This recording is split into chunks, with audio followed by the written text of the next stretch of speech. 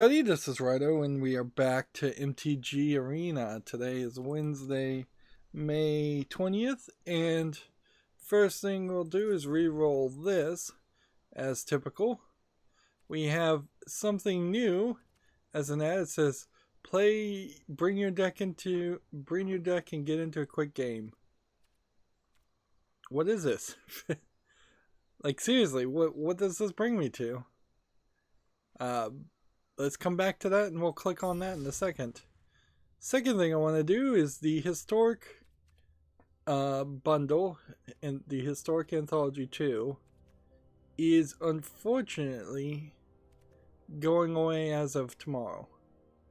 So, do I want to spend nearly the last bit of all of what I've got?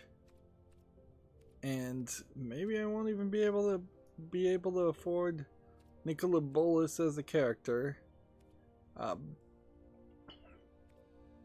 This is a whole Nicola Bolas thing.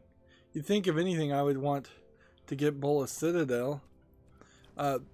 There's some big difference here though. Getting a avatar is a permanent thing, at least as far as we know. Getting a skin is a permanent thing, but kind of a stupid thing to get as far as a sleeve. Getting these cosmetics, not really useful permanently, because all of these cards, I believe, are Throne of Eldraine cards. They're not going to be in standard for a while. And see, I'm in this weird position because we wanted to do a quick draft War of the Spark. We weren't super hot on that. I guess it doesn't really matter so much. The problem more is that I just was trying to win more gems, and I don't know what happens. Do we just not buy a mastery set with the next expansion? Maybe that's what will happen, because this mastery set, it's not ending I think this month or in 20 days. I think it's ending in 50 days minimum. But it's not going to give me too much more dust, like crystals. Yeah. If we get to that level, in the 37 remaining levels, it'll have 400 gems, few more packs, few more cards, few more gold, and one sleeve, and some annoying pets that I'll never use. And boy, does this still really just suck. You just cannot click out of this. You have to click like down at the bottom for some reason. Makes no sense at all. So let's just double check and see if we got Anthology 1. I feel like I got Anthology 1 on sale, and now they're doing something very different that is not as realistic. Yeah. As far as Anthology 1, we have everything. But I'm not really anywhere close to playing Historic. So is it really worth it to get this Historic Anthology to try to build up this foundation that at some point in the future my collection of cards that leave standard in the next two expansions might be able to be playable somewhat? I think it's sucky, but I think we have to take the anthology. I think we have to do it. I think we've already set ourselves down that path. A lot of these cards are big cards. A lot of these cards can't be gotten anywhere else. So just say goodbye to all my gold. And I certainly have not been doing a great job by any means. You do get 4 copies of each of these cards, so it's actually a pretty great deal. and you get some cycling. How can these cards have cycling in them? Is cycling not a new key phrase? I guess it isn't. I thought cycling was introduced in Ikora.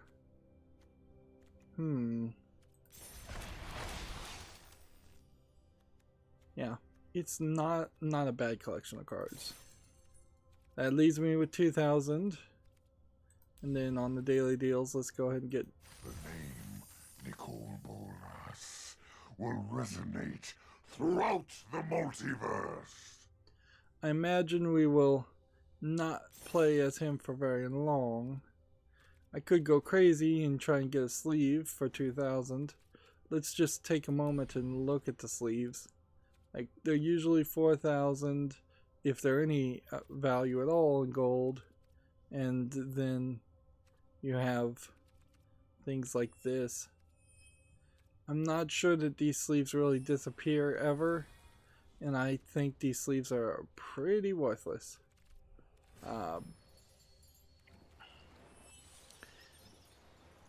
I would kind of hope that we would hit a point where Magic would realize that the sleeves should not be for sale. The pets should probably be not for sale. Instead, they should be rewards for getting the mastery set only. The avatars definitely shouldn't have been for sale. They should really just get down to the cards. And some of these card bundles don't look terrible, but some of these card bundles also are just skins for cards that don't have any real value. Like these hidden squirrel lands. As far as I can tell, there's probably a hidden squirrel drawn in each of these images, but in actually playing it, who cares about that? I'd much prefer something drastically different. Yeah, a lot of this stuff needs to be given away to players, loyal players who've bought the packs, who are playing every day. There needs to be more of a reason, more of a reward to get the people to come back and play your 15 games. Right now it feels like they're kind of punishing you for not coming back and playing 15 games every day. They're not rewarding you for showing that time and investment. And frankly, Wizards of the Coast just does not treat its customers well. Like, if you compare how I feel about Magic compared to Destiny Child, the gacha game, the Korean gacha game that's constantly selling you things. Like, every month there's a $90 to $400 worth of things you could buy in Destiny Child. I have never bought any of it, and I have been treated so well. It's amazing how nice Destiny Child treats its free-to-play players and its paying players. Magic seems to treat everybody like dirt, even if you did pay more. Yeah, going back to the story, let's just say we were a whale. Let's say we spent $100 to then get 20,000 gems to buy 90 packs. Is that a complete collection guaranteed of everything for Ikora? No, it isn't. I bet you probably would have to pay around $250 to be really assured that you got a full collection.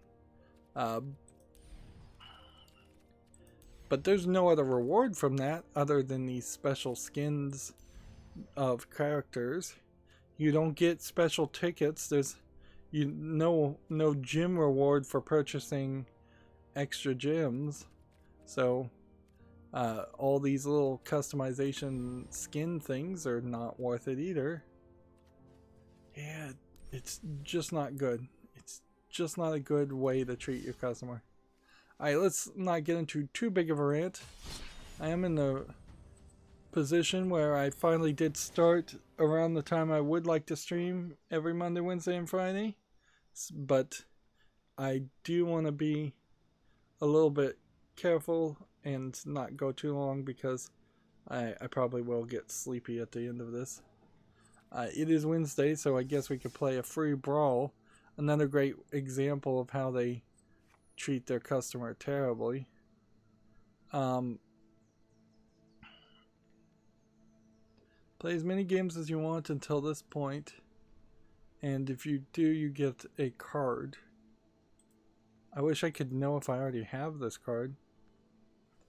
I've been ignoring Brawler's guild halls, but it seems like we've kind of hit a point of a slowdown at this point, because it doesn't look like there's really a lot going on, even with everything available.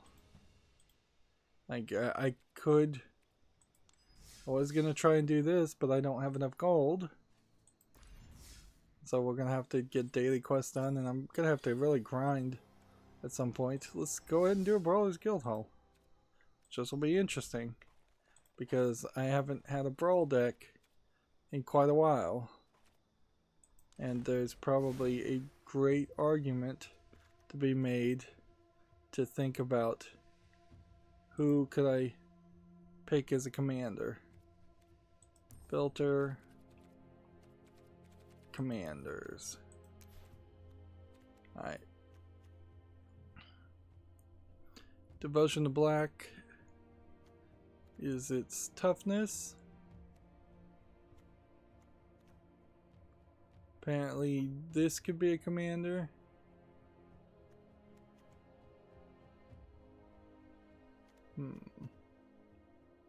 Beginning of your opponent's upkeep, if the player has one or fewer cards in the hand, deals 2 damage to them. Interesting. We could go with a hand destruction card there.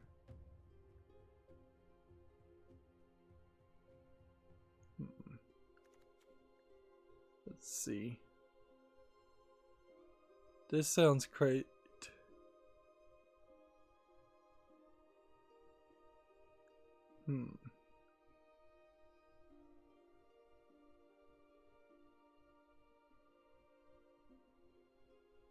This might be our commander.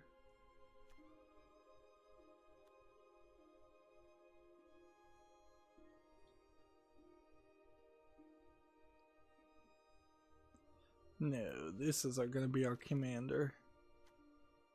Okay. And then what we want to figure out is, in commander, can you just play one card? Is that the trick that goes on here? I think it might be. So we probably need to figure out some cards we want to throw in here instead of playing a real strategy, or the current strategy.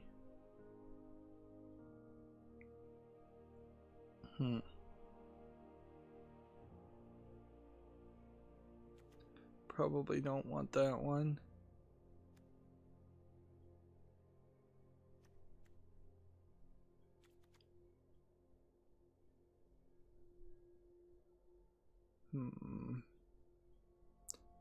That's an interesting, almost death touch card. See, I just have a lot more cards now since the last time I played Commander, and I probably did miss some stuff. Like, I probably swore off Commander a little too quick, and because I did that, that probably was a mistake. Let's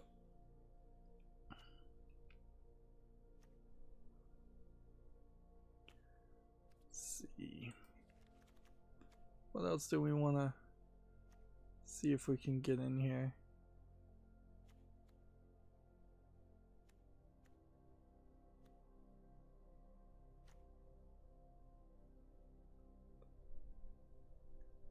Zero one goat. When a creature dies, Do I have Bola Citadel in here?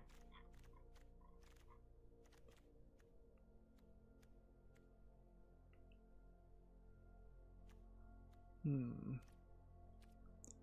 feel like I should have Bola Citadel. Is it banned?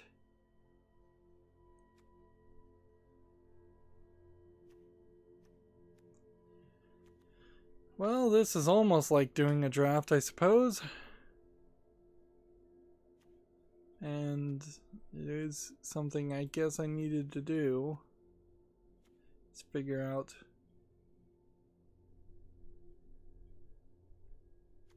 what I was gonna how to play Commander.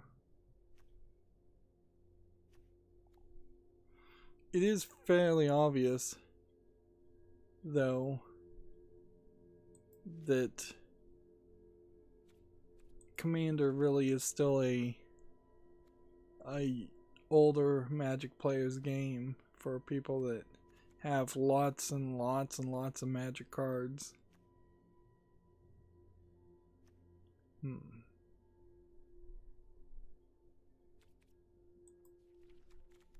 And yeah, I'm still not sure I like this idea. It's probably not too bad.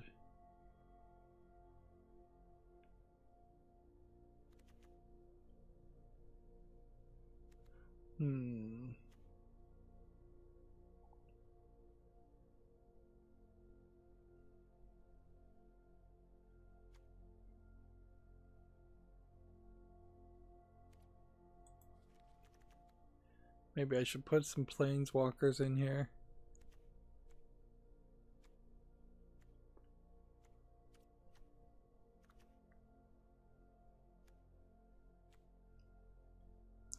Yeah, and I'm only going to be making a slight improvement, clearly. Like, there's really not a lot of room here to make a ton of changes.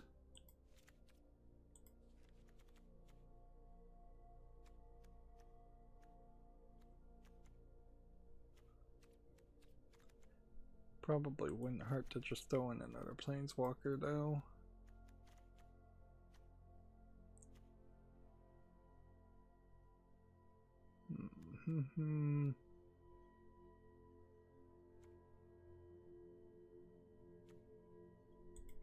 That's not bad.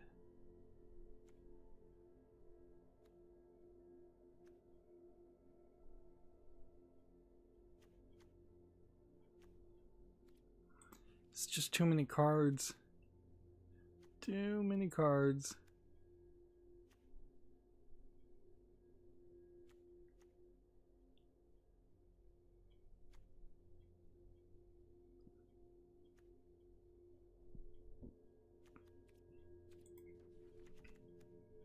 And I guess I am still just building around a black deck concept that really feels like it should be thought through a lot more. Yeah, particularly in Commander, this would be a good point to think things over and decide what things, like what deck I should play, and probably just go look up a deck and see if I have the cards for that deck.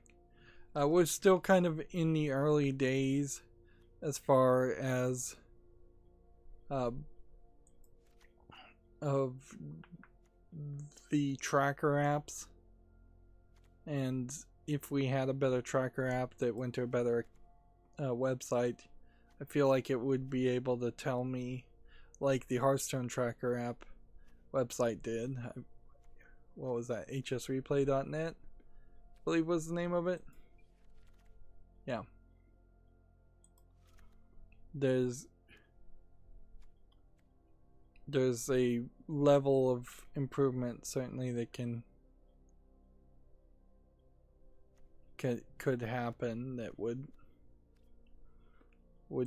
let me way quicker know what decks to play and how to play them.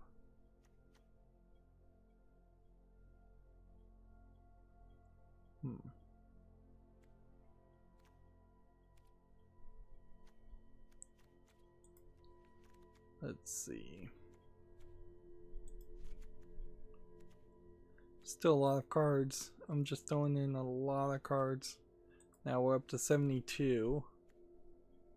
And then the thing I really want to figure out is, can I get better lands?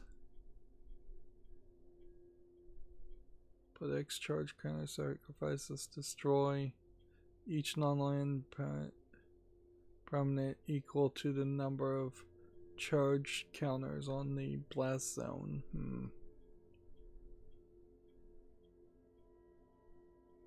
That might be alright, because you can still tap it for a colorless mana.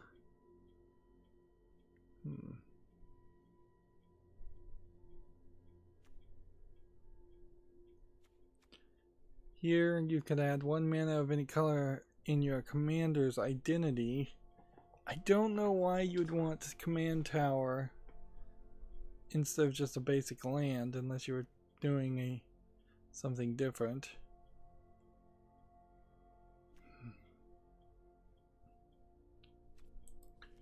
Yeah, but there are things here, clearly. Evolving land, search a library for basic land card. That's probably a good move. Because it removes randomness. Search a library for basic land. Fabled Passage, search a library for basic land. So you really do want, like, Fabled Passage, Evolving Lands.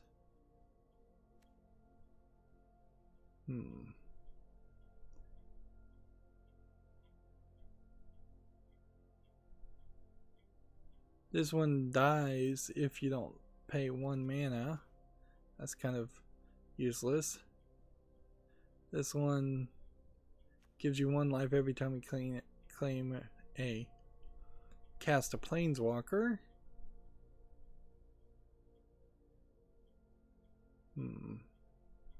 This is an interesting card.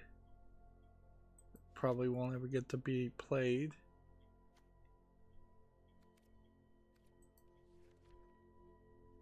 Now, are there any colorless commander cards we want to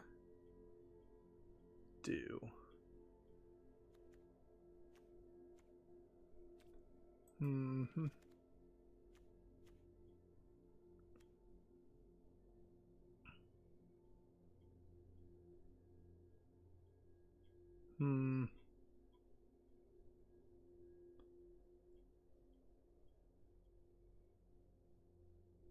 What kind of counters does this have?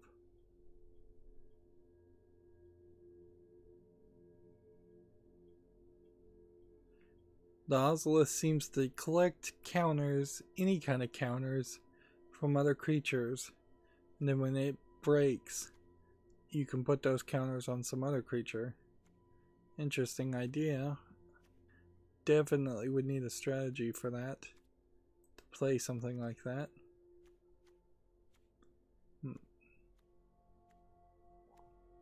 Here you have Prismate with the exact same art. Just one is a reprint, one isn't. Man. They really need to address this. There's no need to show both of these. Apparently I don't have this. No, this card is not legal. Okay.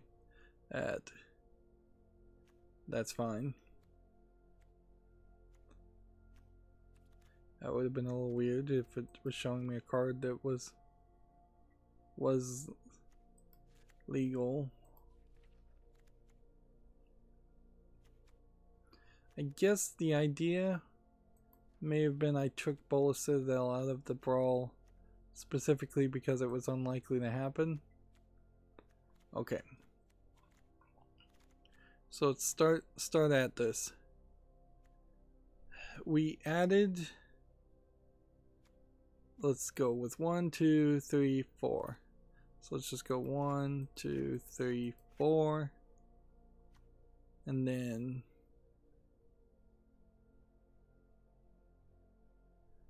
equal the number of cards in your hand if you draw a card. Like, I don't know why I would need a desperate card like that. That seems kind of bad. That's good. That's good. That's good. That may not be that good. That's good. That's good. That works. This creates tokens if things die. I don't think that's particularly useful.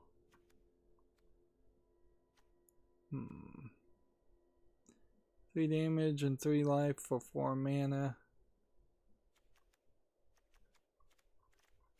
Let's go down to the really bottom of the barrel here. Let's go ahead and get rid of this.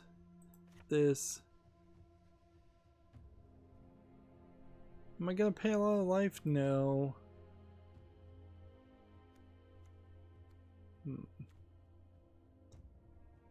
Is there a value in this? No.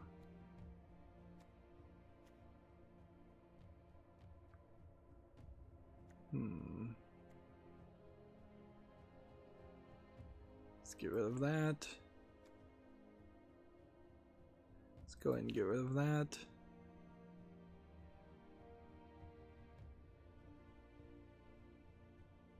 Lose 1 life in a mass. Well, if we're not paying life, let's not do that. Then let's not do that. We've got 4 more cards to get rid of.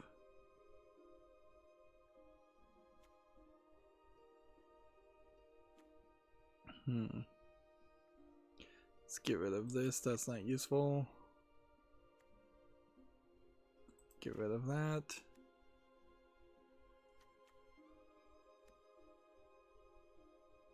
Get rid of that. Need 1 more card. Get rid of that. Alright, well, that's a new Brawl deck. Let's see if that changes anything.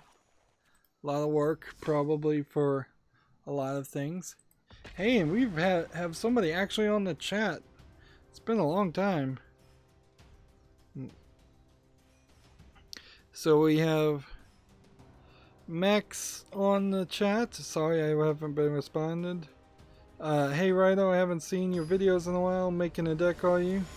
You sound sad, are you? Or no, because you sound really sad. Sorry, yeah. I was leaning over thinking about the deck. I'm a little bit sleepy. I'm trying to get back to streaming at this time. I've been streaming in the past at like 6 and 7 in the morning. I don't think that plan worked out too well. And then so I was trying to stay awake, and I've been awake probably for probably we're approaching 14 hours right now. So yeah. So I may be a little sleepy, but I was also leaning over and just not being that. As for actual sadness, nah, I don't think I'm super sad. I mean, I could certainly whine about stuff. My YouTube sucks for all creators, and my YouTube channel's certainly not doing as great as I'd like it to. The COVID-19 has got everybody down a little bit, but not me any specific or special reason. Playing Magic the Gathering is not quite as rewarding, I think, as playing Hearthstone, but that's what we're doing now. So, yeah, Magic doesn't treat its players right, in my opinion. But yeah, more sleepiness than sadness.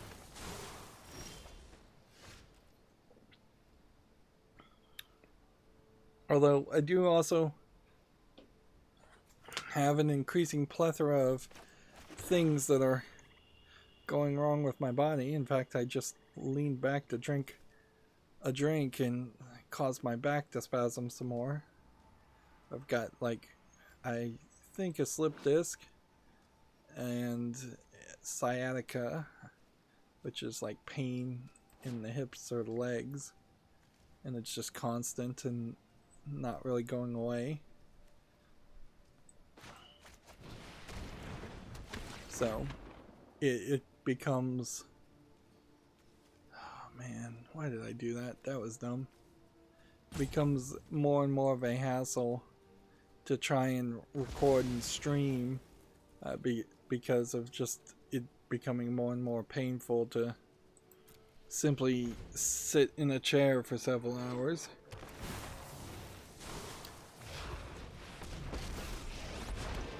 I will aid you. Be wary of the ground you walk on. Yep, I was making a brawl deck in case you didn't catch that part, and this is probably the second or third time I've tried to bother to play with the brawl rules, and really just want to get a quick disconnect victory. Now, I guess you can't have companions in brawl, at least the way Magic Arena is doing it, because I don't know how that would work. Maybe it would, maybe it wouldn't. But that is something to, I guess, to think about. I think I think I saw a video saying that, at least talking and theorizing about how Brawl is going to have to think long and hard about how they deal with companions, because it kind of ruins the game.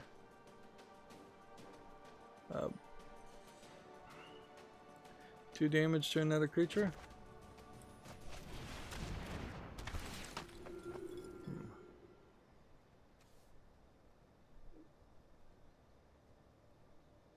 Decline. It's 2 damage to another creature you own. That's not useful. Yeah. Let's see. Max says, your channel can be better if you play some very new popular games, for example playing Cyberpunk on day 1 on it coming out. That can give you weaves, WEVs, and I think you meant views and subs. Or some other games, I don't know what you like. I like not paying full price for video games. And I've tried that a couple times, and it doesn't work. It doesn't work, at least for my YouTube channel at my level, and the way the YouTube algorithm has placed recommending my videos. I tried it with The Witcher 3, which was a game I got for free for buying a video card, so I played it day 1, and I think I may have even live streamed some of that. I tried it with Control, which was a game I got for buying another video card that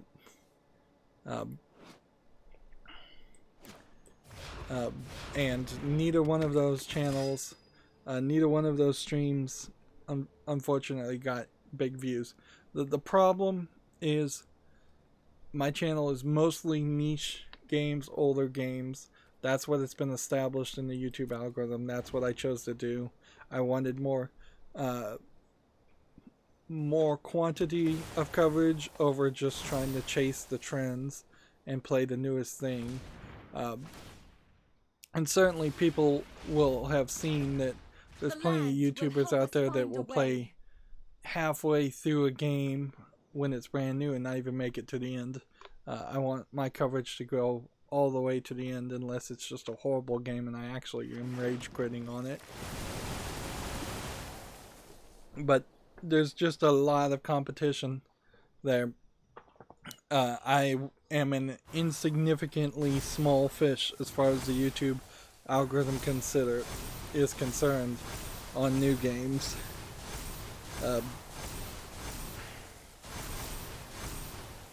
Now, I could turn it around and say if somebody wants to be ever so gracious to friend me on Steam and gift me a pre-order of like the deluxe edition of Cyberpunk 2077, well then I don't have to pay that full price money. I would be an idiot at that point not to cover that game day one. But I doubt too many people are willing to take me up on that offer. And even when that has happened, and it has happened in a couple times where people have gifted me games, I've been fairly bad, and I've been very guilty, felt very guilty about getting around to actually playing them.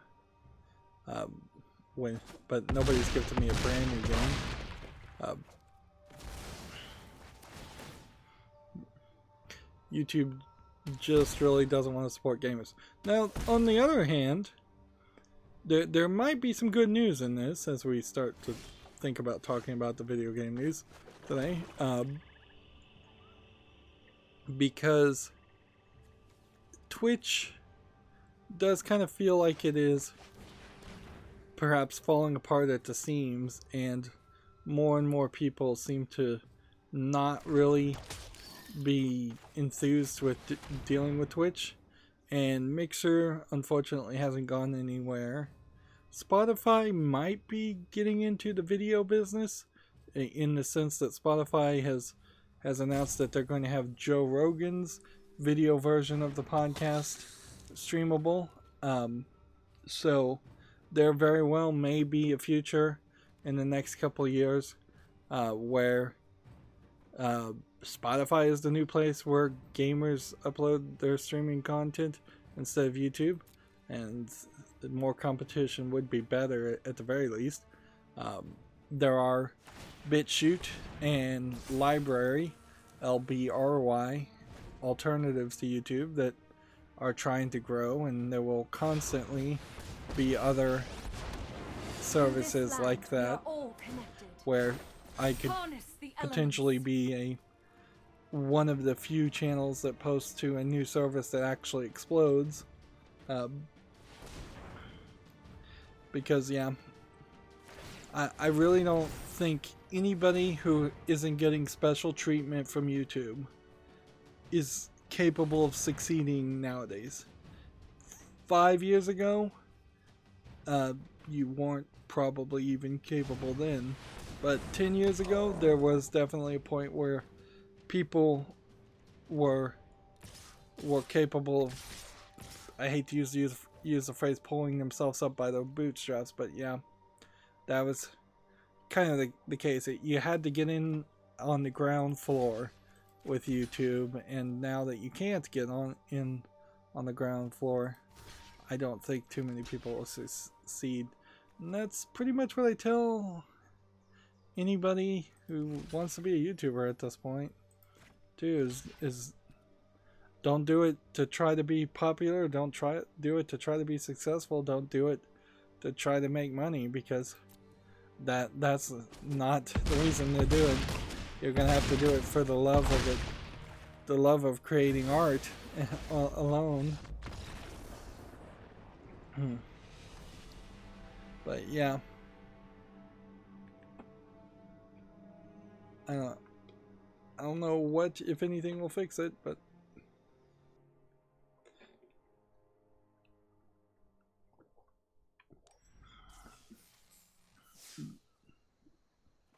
now do I want to try and change this brawl deck, or do I want to just try and see if I can get a quick disconnect? Because clearly this brawl deck needs more work.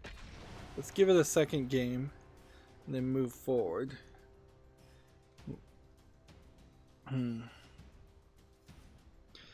Yeah.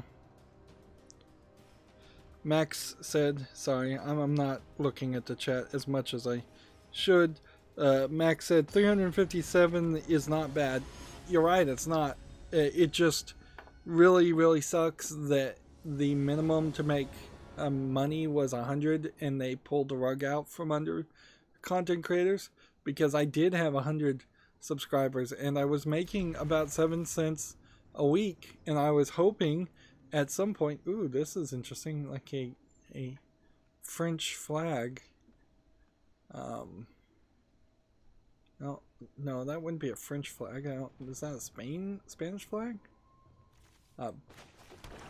So I was making like 7 cents a week, and 7 cents a week is nothing, certainly, but it was potential passive income that could supplement like a retirement if I ever lived long enough to make it to retirement. It was something. It was an attaboy. It means your what you were doing was at least a little bit valuable. And honestly, if I got back up to 1,000 subscribers, I probably would be making about 70 cents a week, although I hear the ad rates are pretty bad now.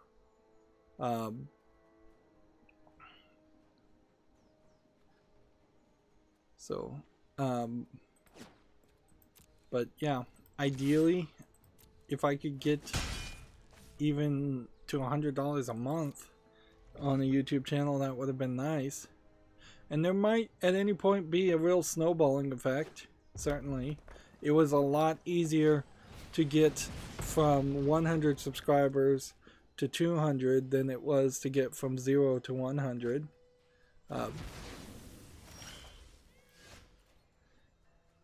But yeah, I've been also doing this for too long.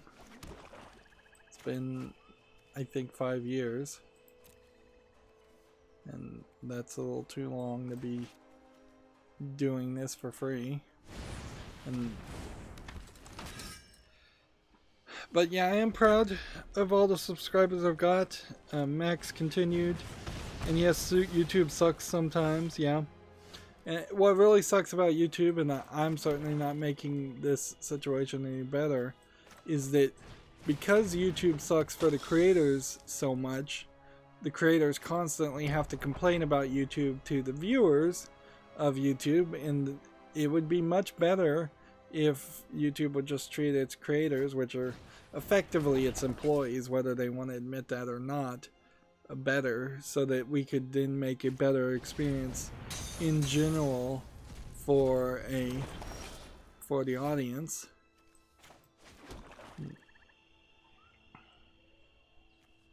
Let's see.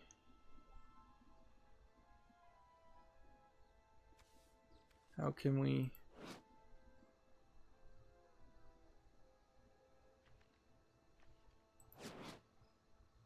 Yeah. I want this on the field.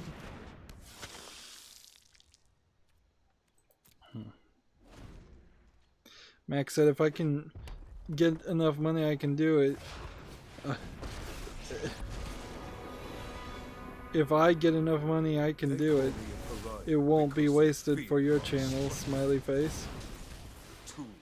Alright, I won't hold anybody to any promises like that, but it would be nice. Like, I am somewhat hyped around Cyberpunk 2077 in particular. And that probably is going to be the only major game that comes out this year, if it even comes out this year.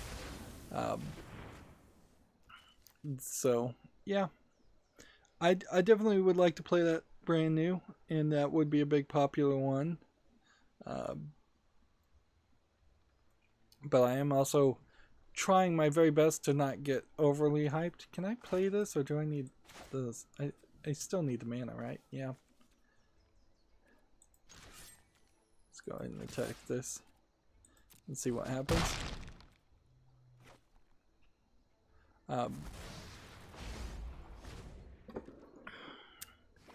Yeah. Cyberpunk 2077 would be about the only big game here. And I am trying... I try in general not to overhype myself. Games are so bad about just hyping and then hyping some more, then hyping some more, and then hyping some more, to the point where the game cannot possibly be as good as it's been hyped up to be. I was thinking, I watched a video talking about how the Perfect Dark sequel was not as good. Sequel slash prequel game. The second game in the series, but it was actually a prequel. Which I think was called Perfect Dark Origins. But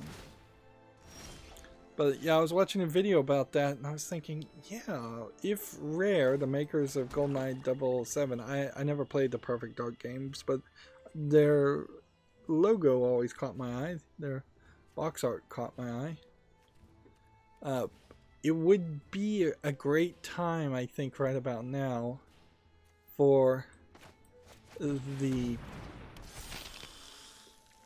Microsoft, which I think owns Rare, to have somebody use that license and make something with the Perfect Dark name on it. And particularly, I think it would be interesting if the Xbox Series X had some launch titles that were shorter, like 5-hour nostalgia games. Like, this was just a thought I was having, but yeah, if you made a 5-hour vertical slice, almost like a demo, but a complete story still, of Perfect Dark, and that was very cheap on day one of the Xbox Series X. And then if you did the same thing with some of the other games that Microsoft and the Xbox One or the Xbox 360 were kind of known for, the arcade live stuff, for instance, like I think it was Bejeweled and Zumba and things like that. I know those, if those came back, there was a lot of games that were bundled with different versions of the Xbox 360 in particular that just haven't been touched. A lot of things Microsoft hasn't bothered to touch. Instead, they're acquiring companies that are in the process of making one good game, and then those acquired companies tend to never actually do anything else. And I think Rare would be a great example of that. Another Killer Instinct game from Rare, so that there's 2 or 3 licenses that I think Rare owns the license to completely. Halo, something that felt like Halo 1 in its mechanics and gameplay style, because I imagine Halo 5, I haven't played any of them, there's a good reason to eventually go back now that they're on PC and play all the Halo games from 1 to the end. But if you made something that played with the mechanics a lot like Halo 1 and kind of went in felt nostalgic and didn't have to have the improvements that were added over the 5 sequels of Halo, there might be something there too. But I think it would be more interesting to have something like that than to basically have nothing and have a list of old games that they're not doing anything more with because they can't possibly make enough money to be a AAA game seller, but they could make some money. But inherently, that's the problem with all the video game industry, is that they are at the point where they only want to make games that sell 10 million copies instead of games that would just sell 150,000 copies. Which 150,000 copies wouldn't be bad if you didn't put that much budget into it. You didn't try to make it a 70-hour experience. You didn't try to just fill every game with the same old gameplay mechanic garbage. But yeah, that was a thought I was having. See? Yeah, Max says, okay, now I'm going to go to sleep because it's midnight. So yeah, I'll be sure to like your video. Thank you, Max, for chatting. It must be midnight in his location. Yeah. That's the problem with streaming, though, is that you do kind of always... Somebody's always going to get treated badly with the time zones.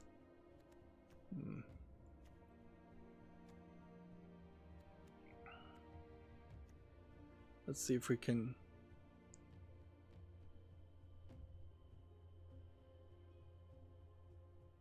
puts the top card into the graveyard.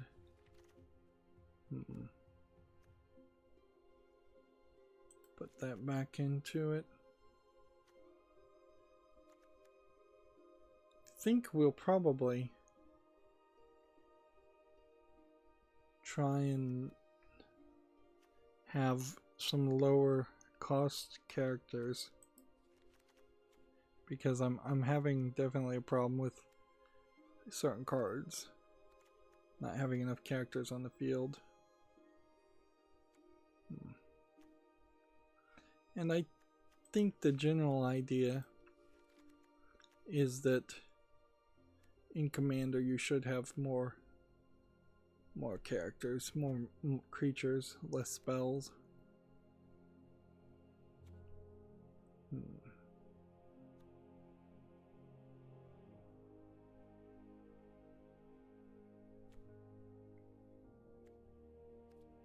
Let's see. Take that.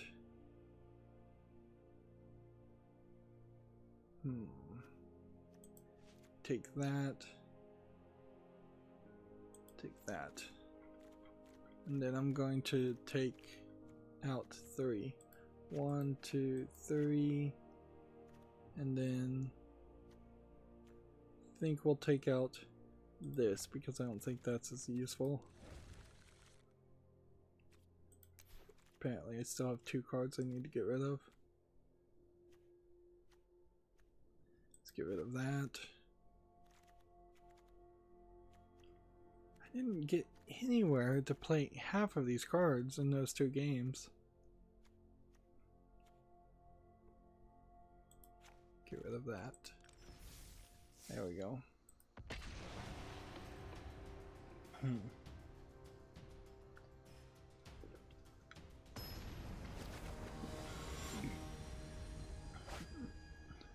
Okay, so let's move on to the accountability section. I've been playing for Halloween month I guess I can free mulligan, and I probably should. The first of the Nonary games, Nonary, which is called, in short, 999, which in long it's something like 9 doors, 9 hours, 9 lives. It portrays itself like a Japanese animated style Saw movie, but it really is much more of a visual novel with a minimum amount of pretty bad escape the room puzzles on top of it. It was originally a Nintendo DS game, and then I think it got slightly patched. It turns out there's 2 screens. There's a adventure screen and a novel screen. You basically have to play in the novel screen, otherwise you're going to miss out on such an excessive amount of just description of what's going on that you won't be getting even half of the story. The game is extremely long, as most visual novels are, so I'm doing 1.5 plus episodes, and most of it is just letting the characters talk and then putting commentary in between it, and then having the escape sequences once in a while. I made it to the 2nd ending of 7 endings, and it hopefully will be exponentially shorter now, because there will be less new content, as there really are only 3 major split paths, and then at the end of the game there's like two extra splits that seem to happen. I have yet to get the good ending, and I imagine you can't easily accidentally get the good ending. the story does change based on what you do. In one ending, one character turned out to be the killer. In one ending, another character seemingly became the killer. And I say seemingly because it didn't actually tell me who the killer was.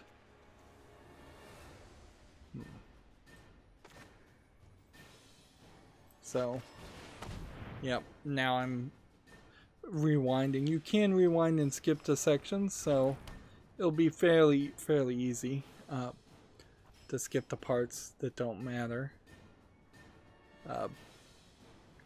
But it really only slightly takes from the Saw movies and the Jigsaw series, when I was hoping it would be a lot more. There is a flaw in my thinking pattern, certainly, because in Japan you're not allowed to show dismemberment, gore, and things like that. You can't show fingers being chopped off, because that feels like it was a Yakuza type thing. In fact, there's at least apocryphal tale of how Mickey Mouse has his fingers added so it doesn't look like Mickey Mouse had a finger chopped off by the Yakuza. And you can't show disembowelment or beheadings and things like that. So like the Resident Evil games in Japan are not anywhere as gory or bloody. And I imagine the Saw movies, if they were ever translated and went to Japan, would have had to been heavily censored and edited.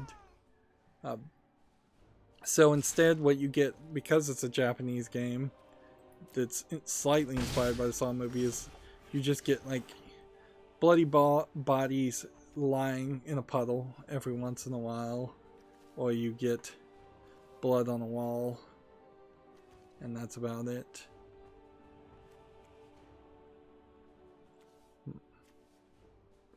I'm gonna play this because I think this is needed. I'm gonna play this since I can. Then I'm gonna end the turn. So yeah, it's a really long game. I'm not hating the game, but it probably is teaching me that I wouldn't want to overcommit on covering visual novels.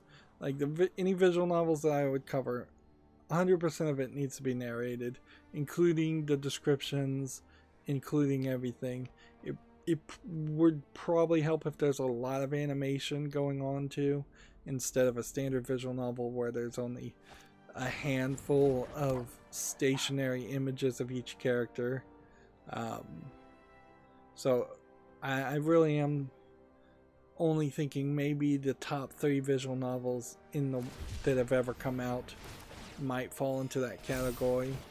If somebody had told me that the Nonary game series was 90% visual novel and it was only very loosely inspired by the Saw series, I wouldn't have thought of it.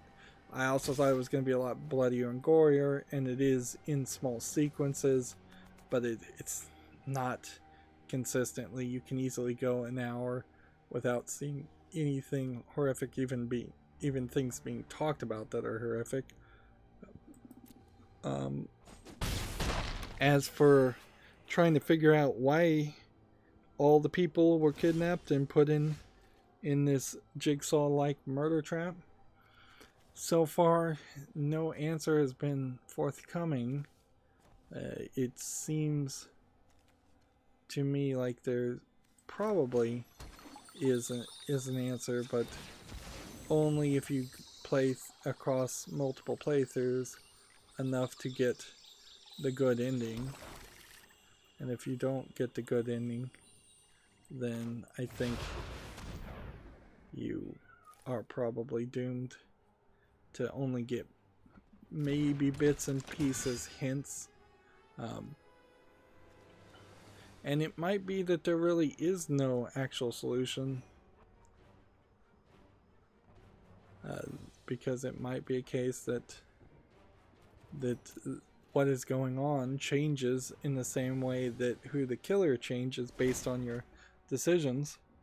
There's also an awkward true love path. There's actually a romance scenario that's going on in the middle of this this murder jigsaw style escape the death trap game. There's also weird elements that could have been gamified, even with just simple QTEs that weren't. It as a DS game, it's even lacking by that standards as far as gameplay. It's a shame there haven't been more Saw inspired style games. There was Saw 1 and Saw 2 that came out, and that was pretty much it. But I probably would also have to admit that my like for the Saw movies, as cheesy and awful as they are, probably colors my opinion as far as whether there should be more Saw games or not. And horror and gory things tend to not want to sell very well.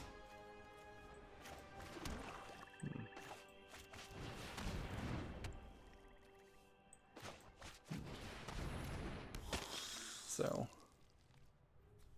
it's not gonna be super surprising that it wouldn't sell.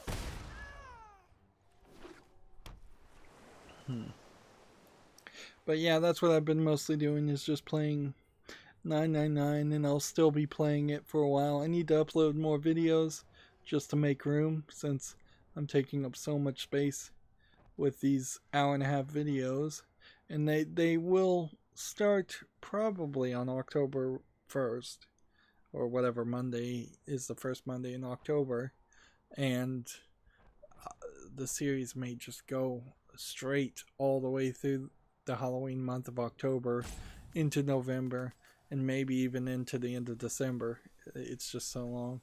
And I was hoping to kind of have a faster experience going through it. I don't know why. Whenever I cover any game, I usually take at least a few hours longer than the average player does.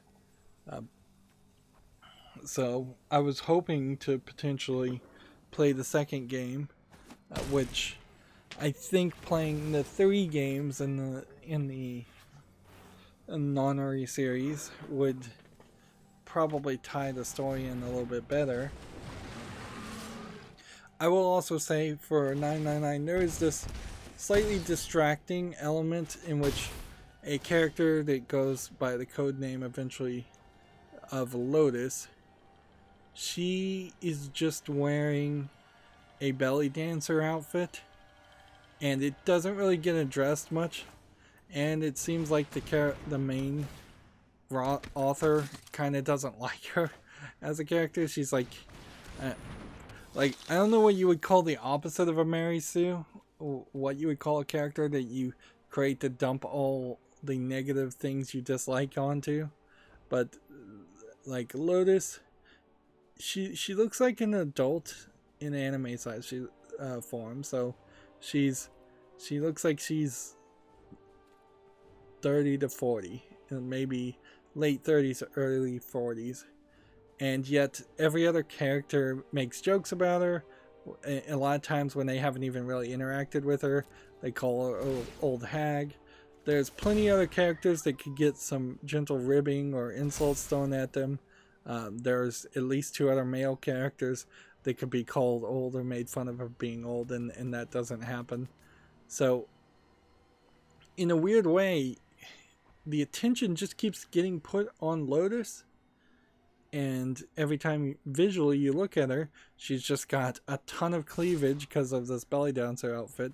Her entire abdomen is exposed, and she has a sash that is way below her hip bone line. So, like, every time I see her too, it's just like you're at this weird visual point where it doesn't really make sense. I'm not gonna block any of these actually. I'm gonna put this on the field first.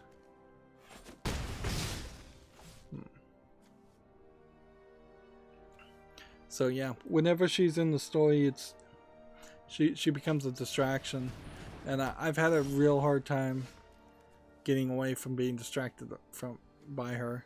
It's hard to pay attention when she's on the screen.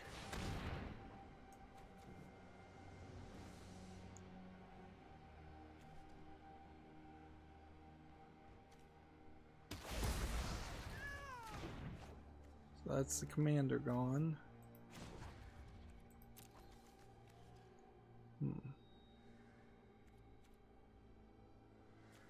I'd like this on the field.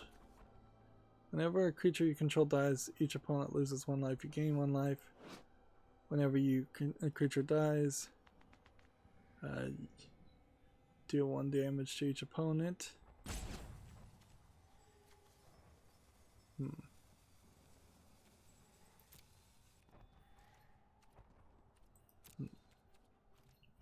But yeah, I would say that they really desperately needed to explain away Lotus's dress, her outfit, considering everybody else is well overdressed and they seem to be in winter clothes, and put some more gray hair in like gray hairs in her hair or wrinkles on her forehead, something for it to make sense that she's called Old Hag. I think there's a lot of localization issues there. I mean, it's certainly a anime trope of sorts to make fun of people,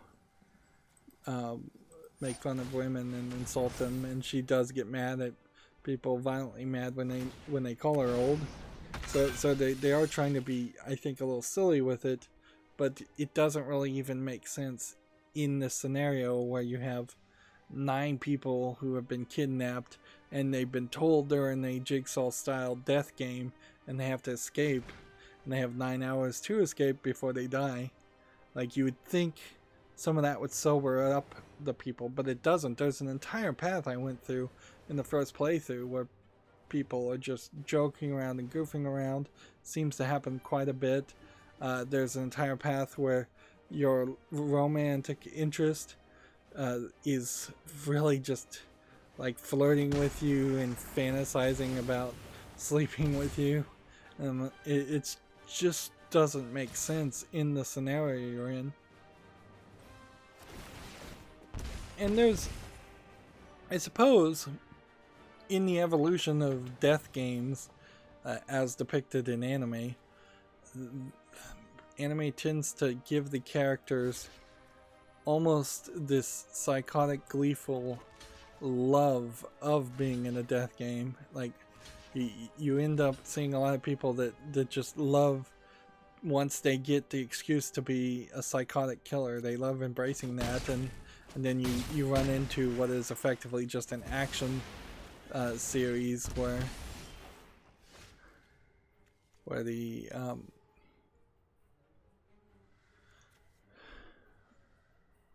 where the characters are just completely enjoying the fact that they're now allowed to be psychotic killers. I don't know if I'm gonna be able to live here.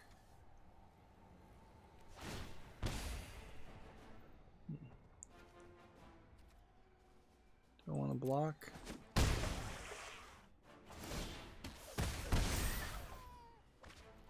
Okay.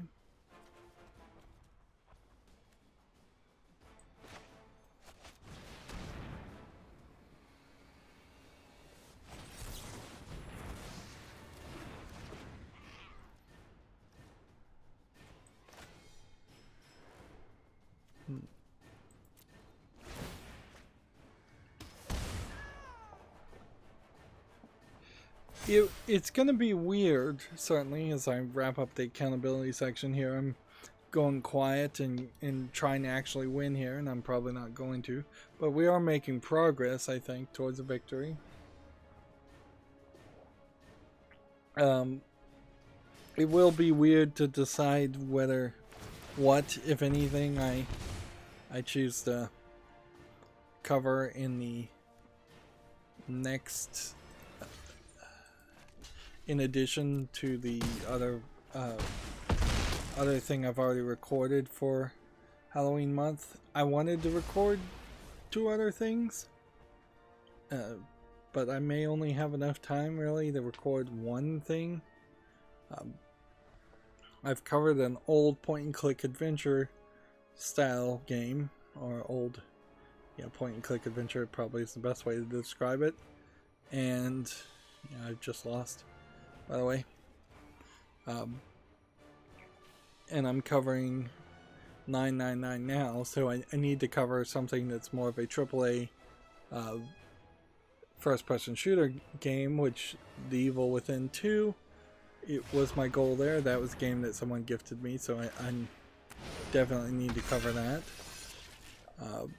But there's definitely room to try to cover a couple other things for Halloween month. This is the point where February this year, or around February this year, I decided just to do a second Halloween month, is because it just happens to be an issue that there are always more zombie scary games out there than you can play in 1 month per year. And I don't want my content to be all horror games all the time. If it was going to be all horror games all the time, I'd figure out what this new Siren Head character is all about and play whatever games are highlighting him. He seems like he's the new Slender Man, for lack of a better term. Alright, we have a decent amount of news, and so we need to start covering it. I probably should concede, because unless this guy's going to go easy on me, I'm kind of doomed. See, if I could do 2 more damage, then after he attacked 4 times, let's try this.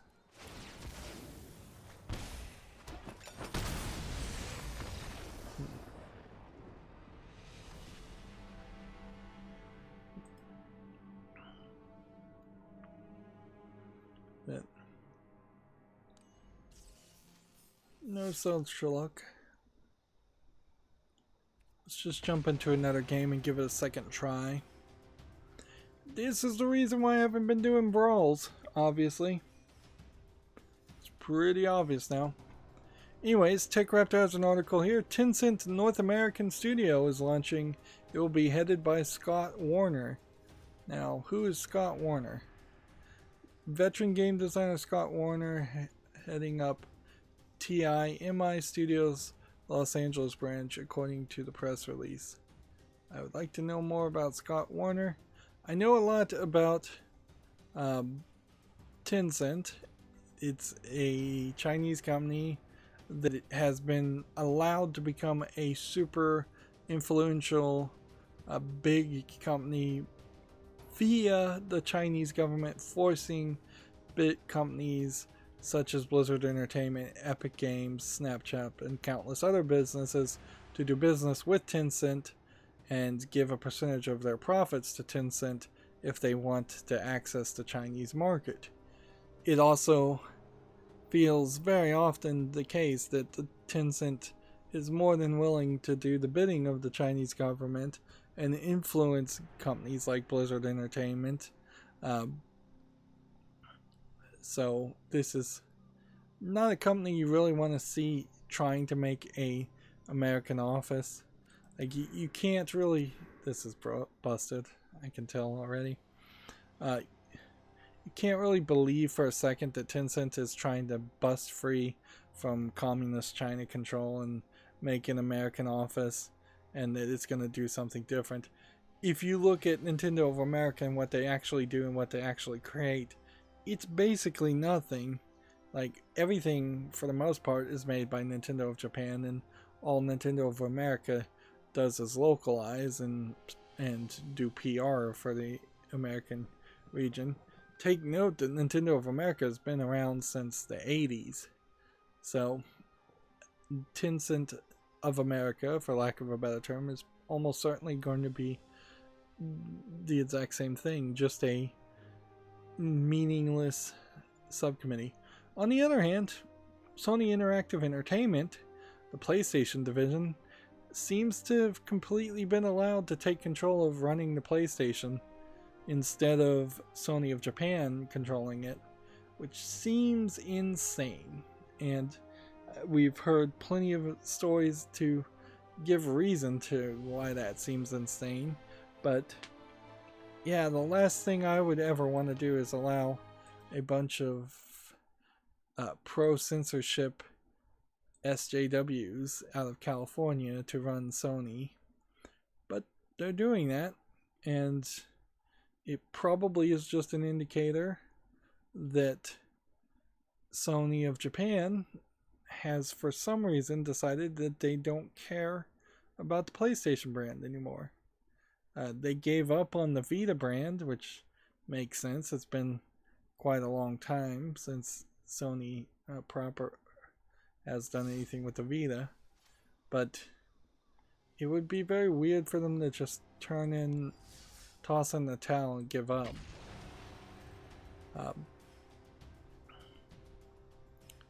Let's see.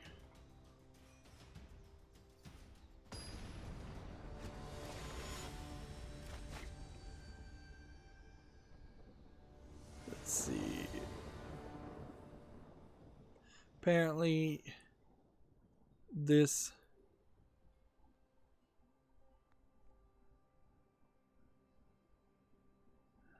company, Tencent, has worked on Honor of Kings, Arena of Valor, Crossfire Legends, and most recently Call of Duty Mobile. So it might be that it's MMO games and mobile games that this Tencent America is going to work on.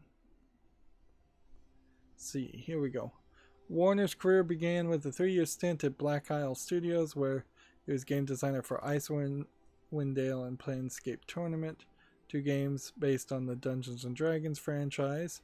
So, yeah, okay.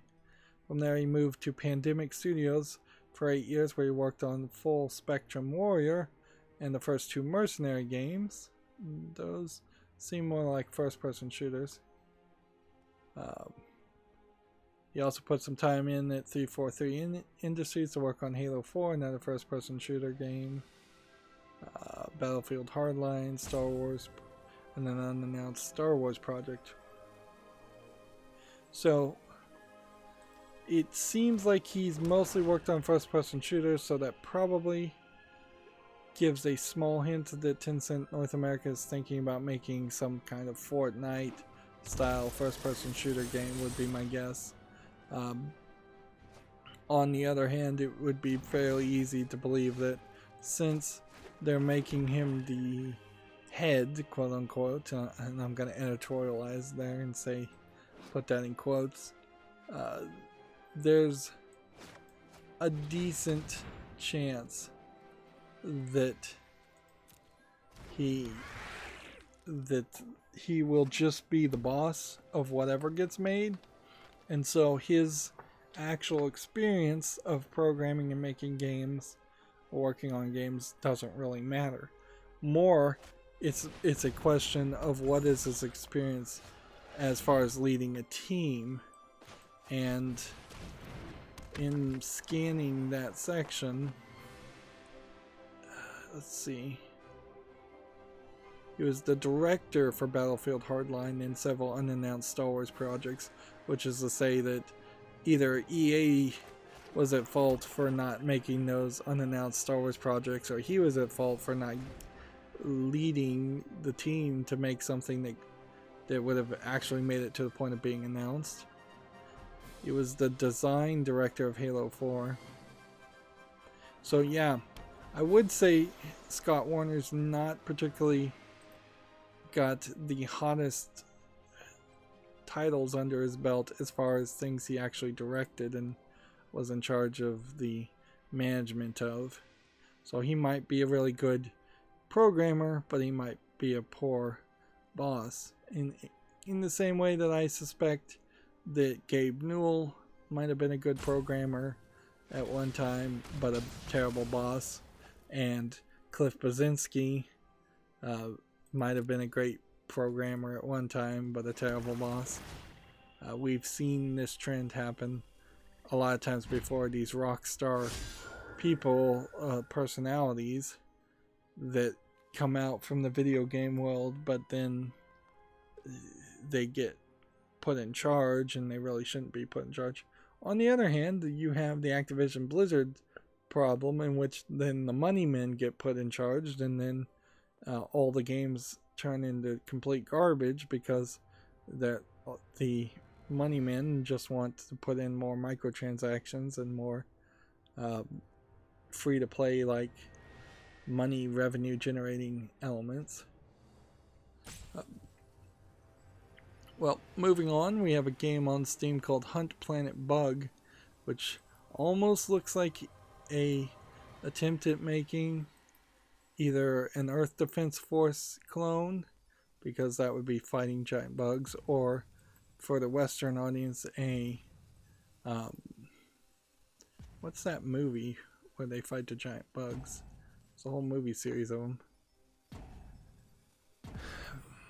I want to say Battlefield Earth, but I know that's wrong.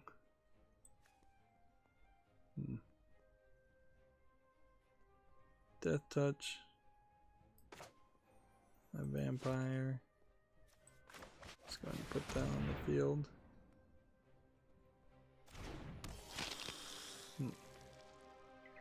Starship Troopers is the game I'm thinking of. Yeah. Kind of feels like a Starship Troopers game. Kind of feels like a Earth Defense Force game. I don't know if there actually were any official Starship Trooper games, but the visual polish here is pretty low. This is $6.99. It's English only. I don't mind the idea of being a space marine or a marine in general and shooting giant bugs, but it's gotta be good, and I don't think it is gonna be good. Well, this guy seemed to realize that I wasn't paying enough attention and disconnect because of that. Thank goodness. Let's get away from playing the brawl. So this gives me a card I didn't have, and so I probably should check something out there. Let's see. This card has a symbol. Fire Song and Sun Speaker. What is this symbol that's on him? It looks like a triangle in the middle with a kind of face-like 3 arcs. This must be not Dominaria. So, a Dominaria card is what they just gave me, which is a historic card.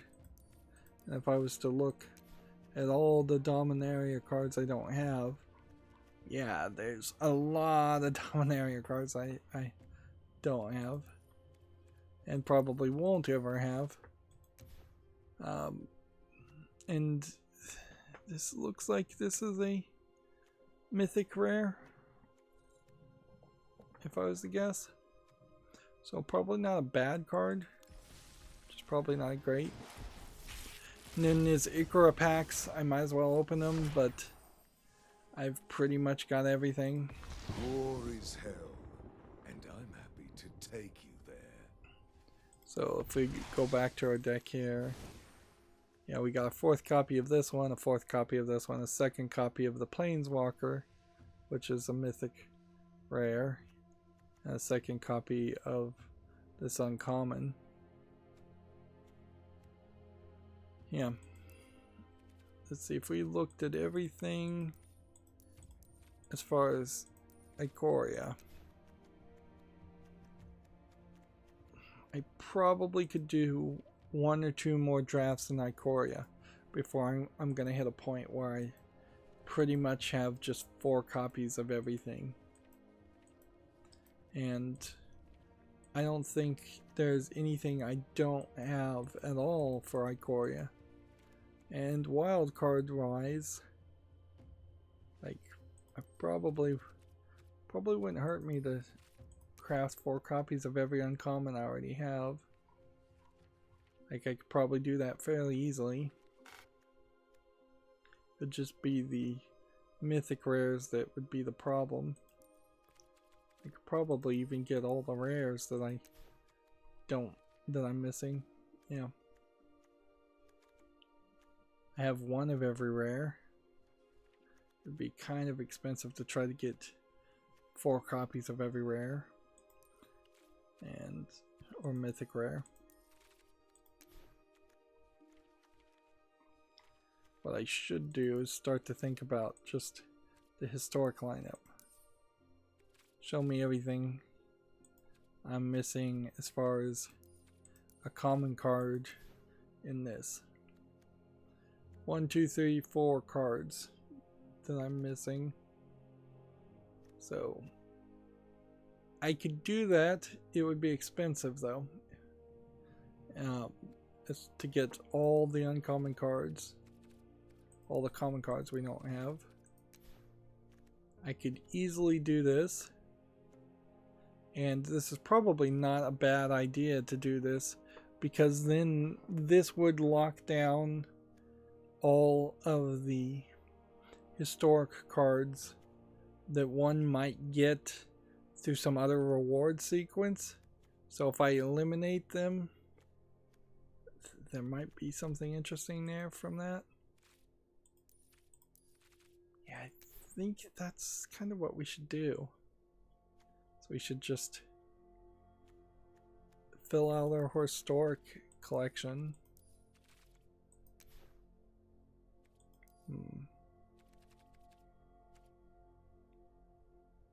Okay. Let's do it. We may regret this later, but 1 craft, 1 craft,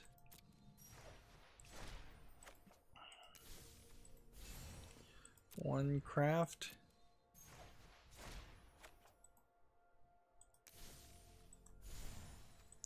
1 craft. How about we just make 1 copy? I think that's a good middle ground here. Let's just make 1 copy of everything. Because we're not going to do a draft to get these cards, ever. And that will still leave me with a lot of wild cards for the next expansion. But the next expansion is just the reprints anyways. So I don't think they matter too much. So 1 copy of that. And then we'll get 1 copy of each of these. And see, Opt is an interesting choice there because I already have like 4 copies of Opt. But I guess they're not backwards compatible in Historic. Or they'll just be in the interface forever to annoy you. So it probably is just better to do this. So there we've got 1 copy of each of those. And then we'll do this. This could also be really stupid. I wouldn't be surprised if there's a really great argument as to why this is really stupid. But I'm doing it anyways. So 1 new copy of those. Then we'll look at the mythic rare cards, and we don't even have any. Alright.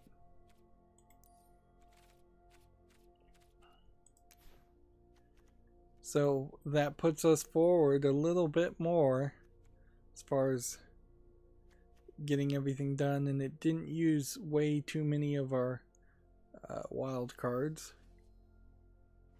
And we'll have to find out what happens with the Brawlers Guild Hall at some other point, as far as seeing we had already claimed that and opened that pack. The animation was just a little slow.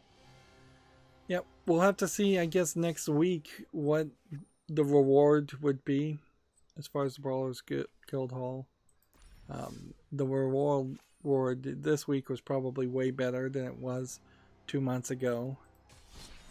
Alright, so now we can just pay little attention and just play our standard deck, which I still need to play that. What is this Wednesday Brawl?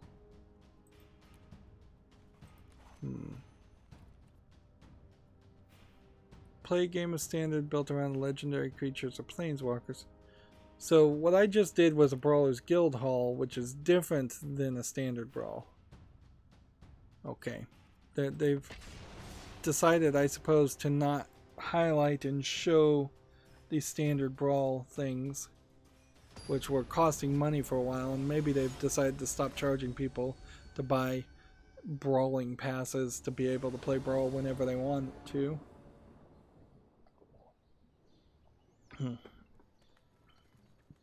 So yeah, we can just get back to good old brainless standard ranked.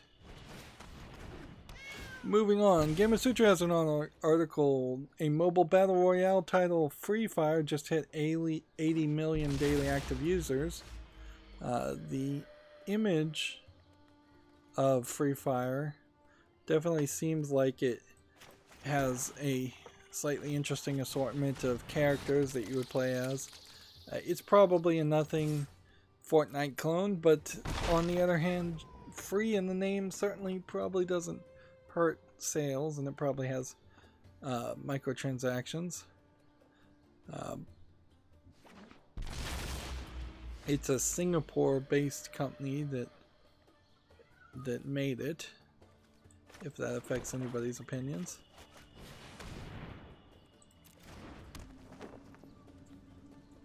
It would be interesting, and I suppose I just don't know when Fortnite will stop being popular and the kids will move on to something else.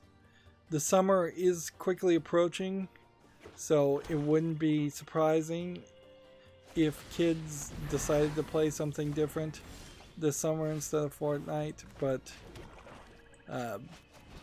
it could be also due to a lot of circumstances that kids just fall back to the classic, the familiar of playing Fortnite or Minecraft and things like that. So there may not be any new big game this summer. I imagine video gaming in general will go up this summer for kids compared to going outside and playing, or going to like a public pool, or hanging out with their friends, or doing anything social, going to camps.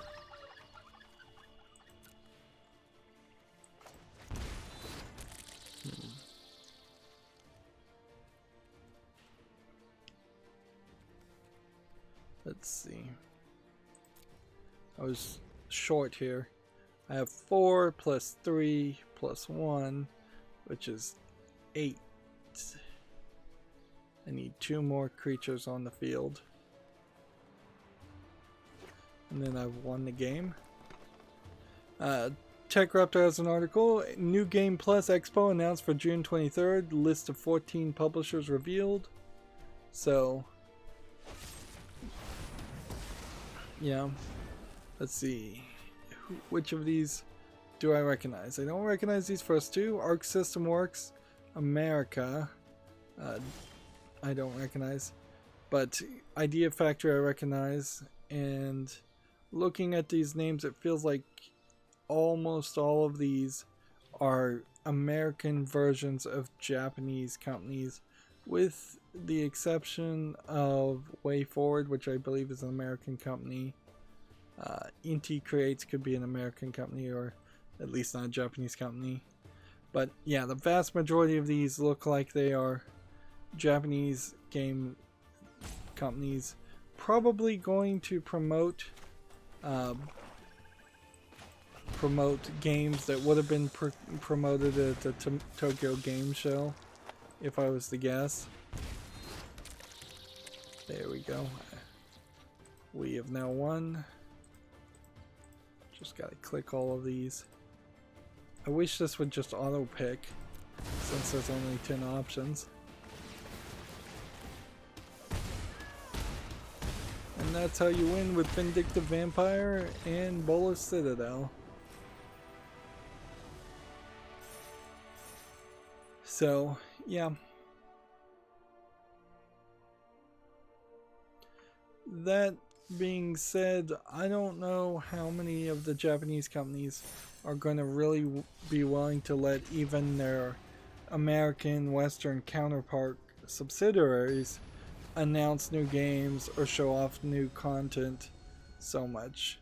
So the thought I always had a fear of is, since Japan is now moving into a lockdown scenario, I wouldn't be surprised if the Japanese just take the attitude that if their main target audience of Japan, their homeland, can't get the games, they just won't release the games, and they'll just go into a full lockdown, we won't do business at all with anybody mode until they can start selling it, because they are deadly afraid of reverse importation, would be my guess, at least the game companies. I know the anime companies are deadly afraid of reverse importation, and I imagine video games are fairly more expensive in Japan than they are in other countries. So I think they really wouldn't want to release a new JRPG style game or whatever Japanese style game and have somebody import it and have those sales not show up on the quarterly reports from as far as sales from Japan. So what I suspect will happen at that event is you'll get a lot of just trailers, teasers, talk without anything new real or committed, anything new or something that would be committing to something new or doing something different happening. A lot of conventions certainly happen where there's basically no new knowledge ever said or exposed, and the conventions are mostly pointless, just designed as a way of pretending like the companies know how to advertise games. Moving on, TechRaptor has an article, Detroit 1995 has a story worth telling. This looks like in a 3D adventure game where you hold up photos by the looks of it. Let's see. It's part of the USC Games Expo that went online. So this was one of 49 titles that are free if you want to play them. They're University of Southern California, I imagine, student projects. Not bad for a student project though. This looks interesting.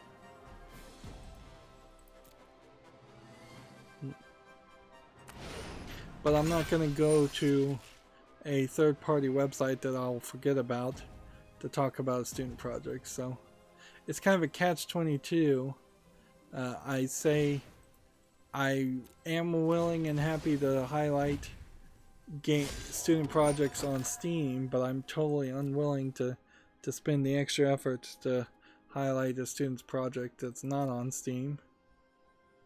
It's really an unfair stance I've just naturally evolved into.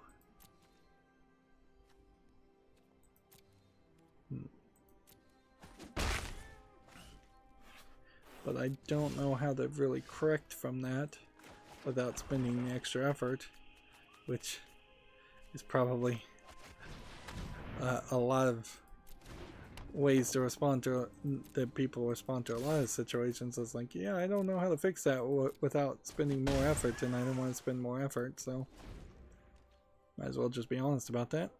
Moving on, we have a game on Steam called Victor Chrysworth, which is tagged as a visual novel and an action adventure. I think action and visual novels are conflicting descriptors.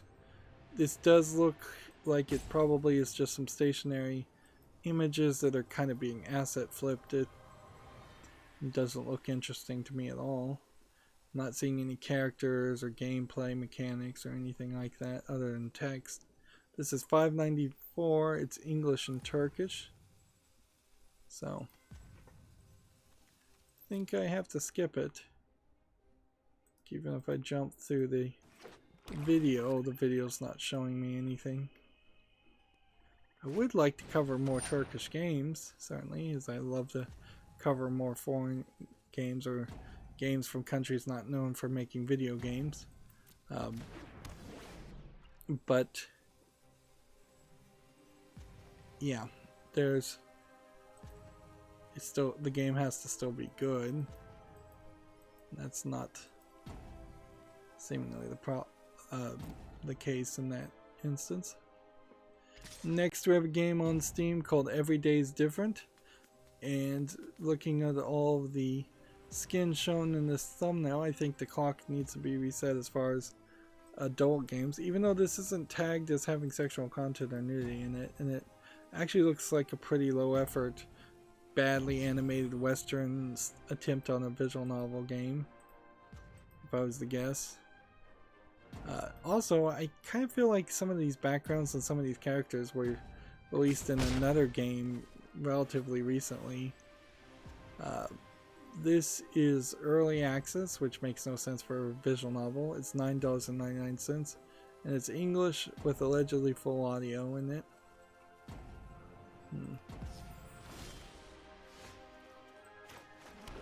Let's see. Play this. So the trick here is just to stay alive and keep Bolus set it up. Now, play it next turn, make enough health.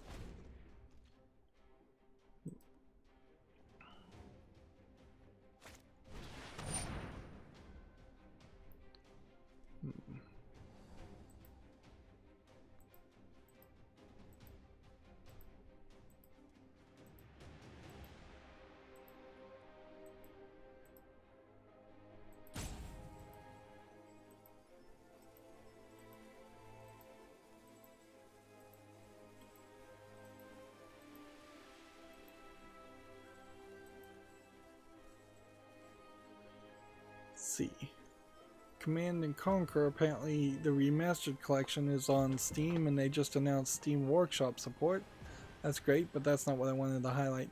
On Steam's main page here, it is also, I think, worth mentioning that I saw an adult game being promoted, and now I don't see it. So let me see if I can bring up my Steam interface and show it. Let's see. Yeah. On my Steam client, we have this game that is being promoted, Manor of Mystic Courtesans, tagged visual novel and almost certainly an adult game as a suggested game. And then you have Sisterly Lust, tagged Choices Matter and multiple endings being promoted. So it feels like this top level algorithm. Also, I could have been playing Gwent at some point instead of playing it on my cell phone, and and just talking about trying it out. Whereas the rest of these games seem like they reasonably would be on the front page. It seems like the algorithm now is a little bit more willing to put adult games up and promote them. And I don't know if people are paying for that promoted stance or what. Playism as a publisher and is having a 9th anniversary sale, and let's see what games they have. Bright Memory, which is I think just the vertical slice of that game. Here you have Angels of Death. This was turned into an anime, but it's a pretty ugly visual novel. RPG Maker game. Let's see. What else would be? Bright Memory Infinite is the game that's coming soon. Playism, definitely a publisher of Japanese games in part, but kind of just weird games in general. The Silver Case DLC. Yeah, Dark Dreams Don't Die, the unfinished sweary game. Yeah, I believe this one might have been censored. Take note, some of these images are like either not loaded or they're just being censored. I guess they're not loaded. Well, yeah, I just thought that was weird and worthy of being mentioned. Is that it did seem like this algorithm now is a little bit more willing to show adult content, whereas in all other cases I've never really seen an adult game highlighted up here at the beginning. This is not out yet, so they just announced Steam support, but it's not out yet. I'll put it on the follow list though. I do want to at some point find enough time to cover the Command and Conquer series. But yeah, you know, after playing 999, which is a visual novel game, it probably will convince me to give a second thought. Well, the web page is also highlighting it now. I probably should go through my wish list and my follow list and really think about, do I want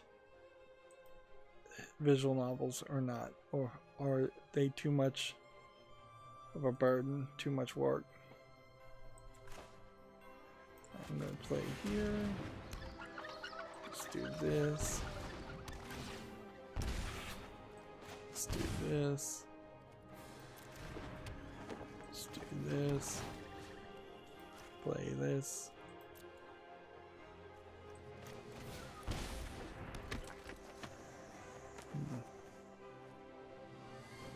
And go and eat food. And in the turn.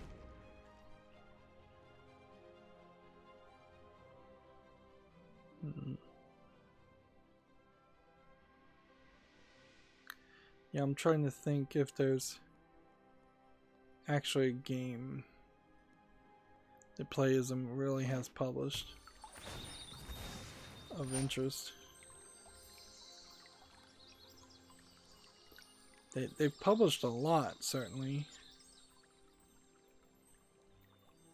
But the website is... Steam is taking its sweet time to decide whether it's going to load those pictures or not. So let's move on. We have a Gamatsu article here. Missile Command Recharge is coming to the Switch PC and PC on May 27th. It's available now for iOS and Android.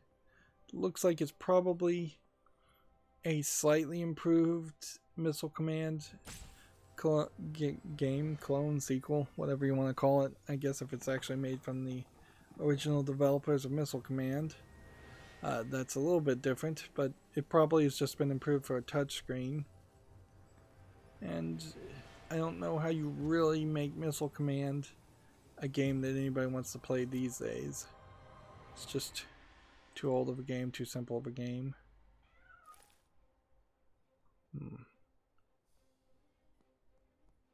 Nope. No, there's really not too much interesting as far as what Playism has to sell.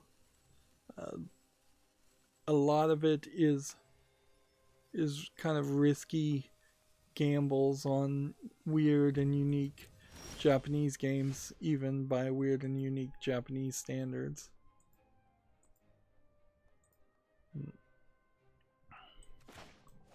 Let's see. Can we pull this off? If I could put this on the field, then kill this.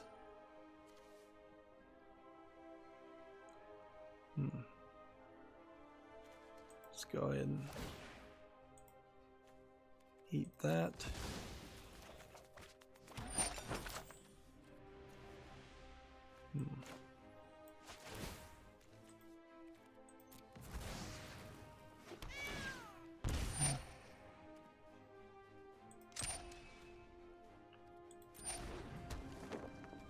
Put that on the field.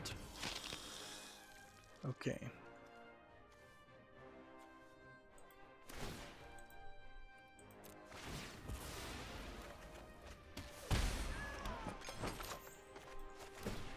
Put that back.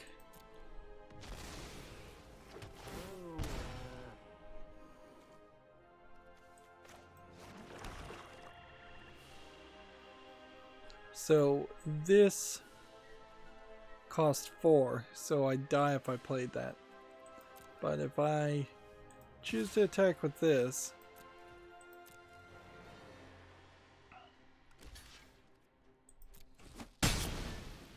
I'll kill one of them. And then end the turn here. And then as soon as it gives me a chance, I'll try and tap this guy. That should get us to win. There we go.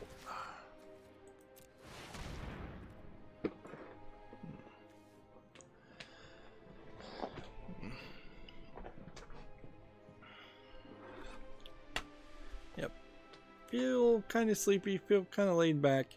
These streams certainly have gotten very laid back and relaxed, and on one hand, I always kind of wanted them to be laid back and relaxed. On the other hand, I'd like them to have more broad appeal. So there's a pro and a con to that idea, certainly.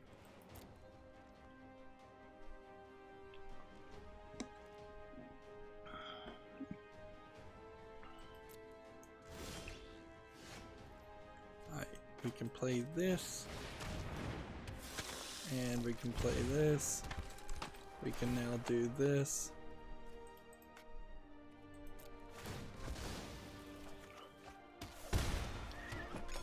We can play this.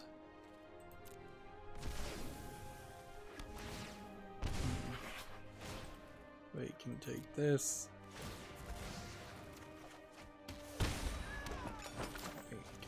This.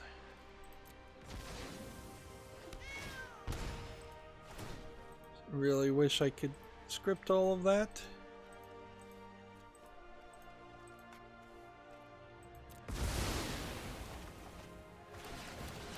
And we've won. Which means we might go up a rank on gold. Hey, yeah, we made it to gold tier 3 which I think locks us in the gold tier 3. I'd like to get the gold to platinum tier by the end of the month. I question if that really will happen.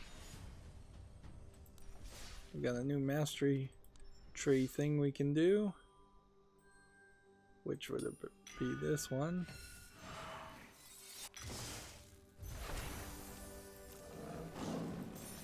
More cosmetics. Yay, more cosmetics. Something I couldn't possibly ever care about.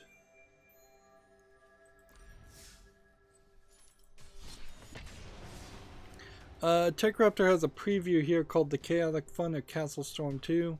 This is probably a hype article advertisement. It looks like an iPad style game, basically. I don't see anything here particularly interesting. It does seem like there might be a decent amount of variety of screens and interactions where you can change things. I would say this feels reminiscent of a Heroes of Might and Magic art style somewhat. It seems inspired a little bit by that. Let's see, Castle Storm 2. Not the sequel to the Captain Sparkles game. I think that was called Castle something else. Wasn't Castle Crashers for sure. Well, moving on, we have a game on Steam called Mahjong Deluxe, which looks like it's a Mahjong solitaire game, and it doesn't look particularly interesting or different. It's $2.69 in a whole bunch of languages with a third-party EULA for no good reason.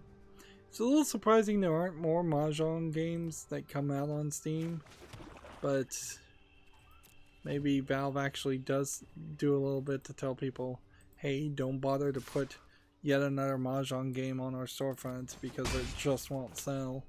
I think Valve probably could do a better job of telling certain people that their products just won't sell, and put out some data. If there was an annual announcement of the worst performing types of games, the almost like a loser's award on Steam, that wouldn't really benefit Steam much to make it feel like to put out negative information, but would probably be helpful. And they try to give the similar kinds of information by putting out like the top 10 or best sellers of each month. And certainly I've never seen in any of the monthly blogs of the best sellers of that month there to be a low effort game to actually make sales, make large amounts of money, or a Mahjong game or a jigsaw puzzle game. Things like that don't really rise to the top. Moving on, we have a game on Steam called Stabby Cats, which is probably, from the looks of it, a low effort attempt at a Smash Bros. Game where you play as cats that stab other people. Yeah. This doesn't look good. This is a great example of a game that won't rise to the top. It's free, so I guess the price is right. English only. Let's see. Now, do we want to block?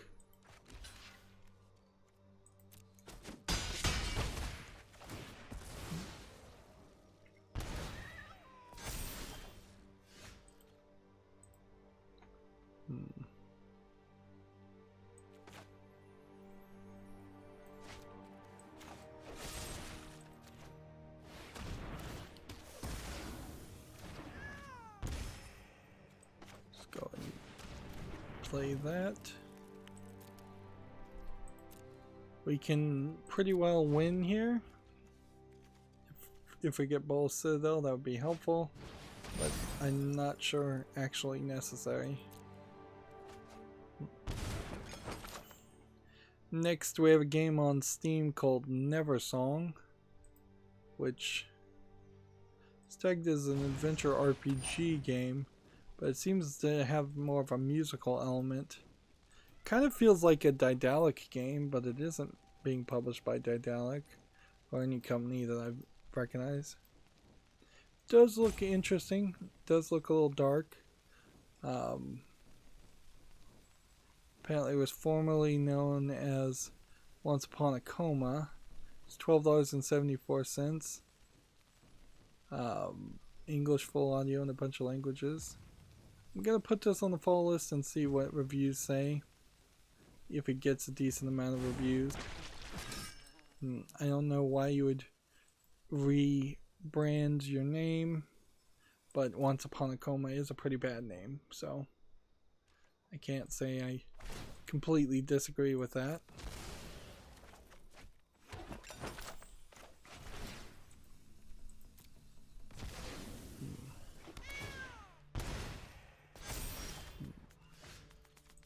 Let's go ahead and put this here, put this here, and go ahead and attack with this. Because if we're just going to do a face race, we can pull this off fairly easily.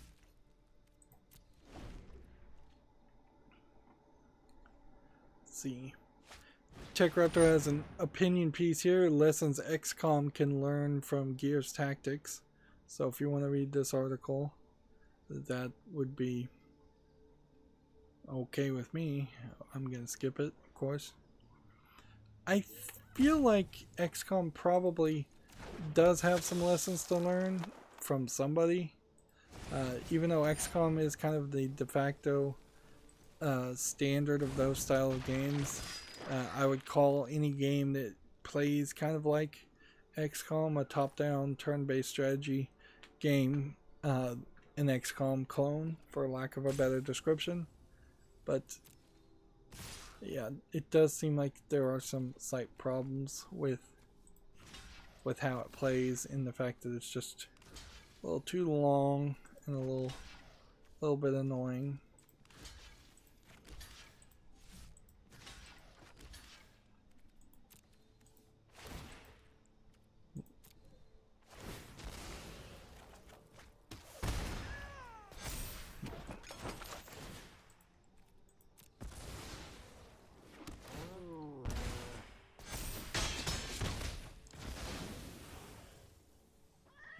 Go.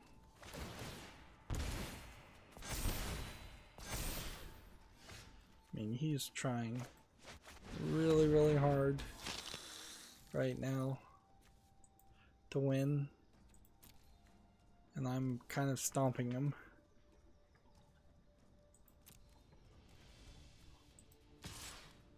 Just go ahead and attack here, and it's gonna be up to him whether he wants to defend or not.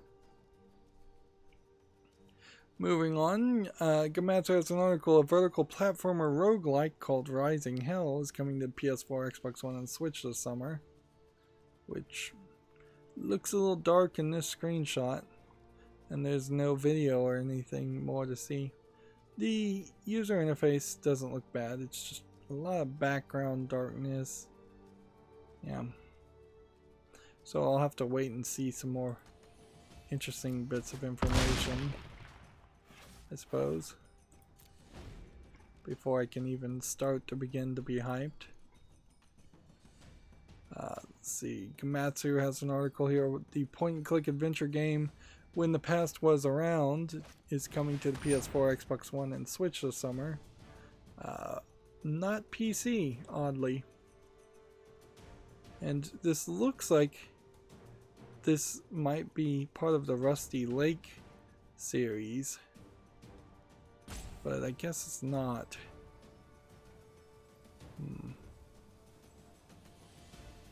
So, yeah, not coming to PC, so since I'm a solely PC gamer, that's not super interesting to me. It's a little weird you would skip PC if you're gonna support everything else, but still seems like it happens every now and then.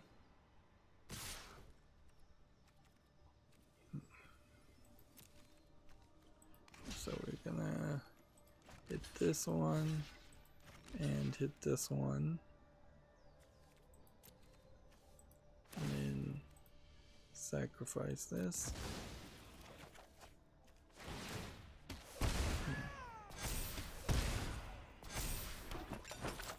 And then play this. Just gonna put this one really ready to win.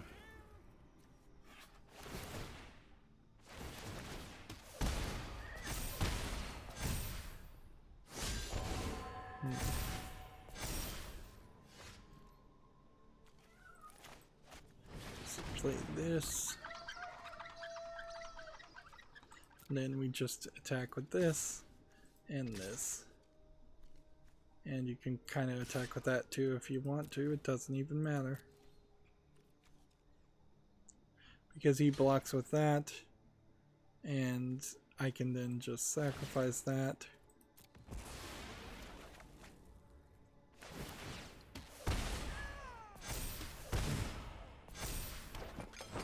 And see, then I can put that back here.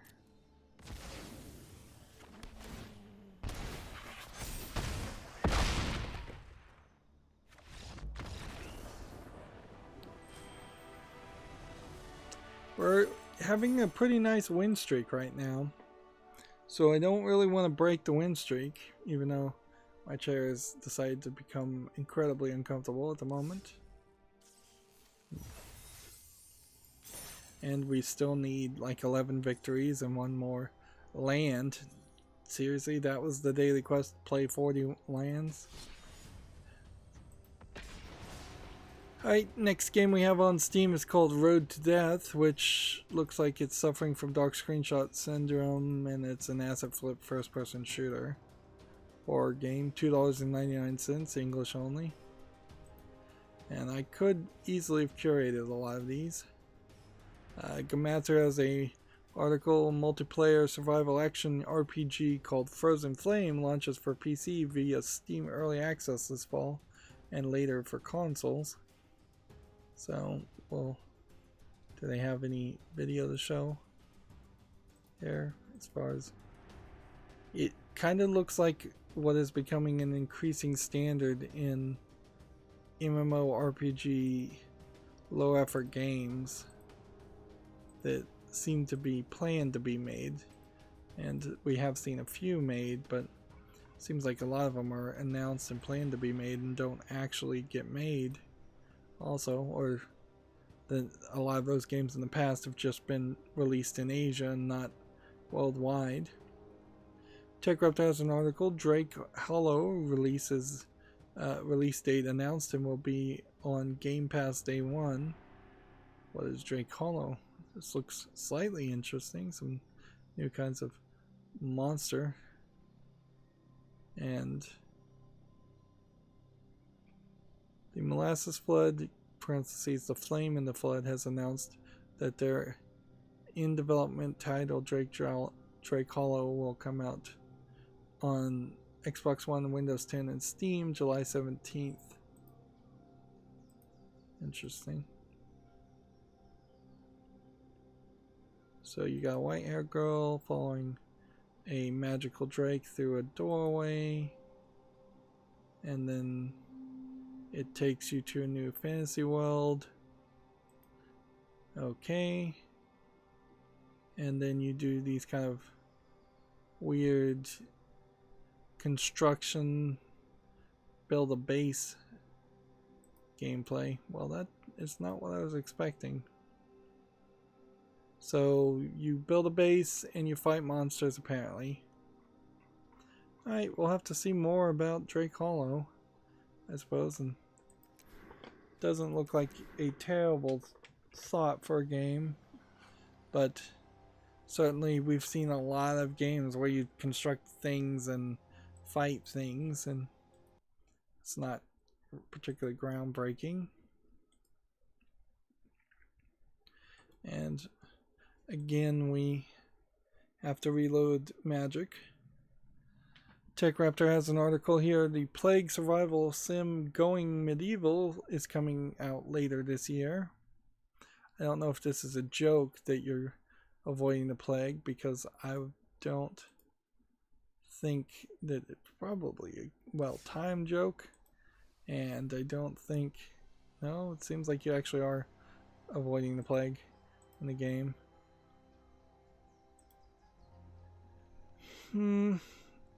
This art style might be slightly interesting, but it feels all very rough. For a game that's trying to build hype, that video makes it look not polished enough.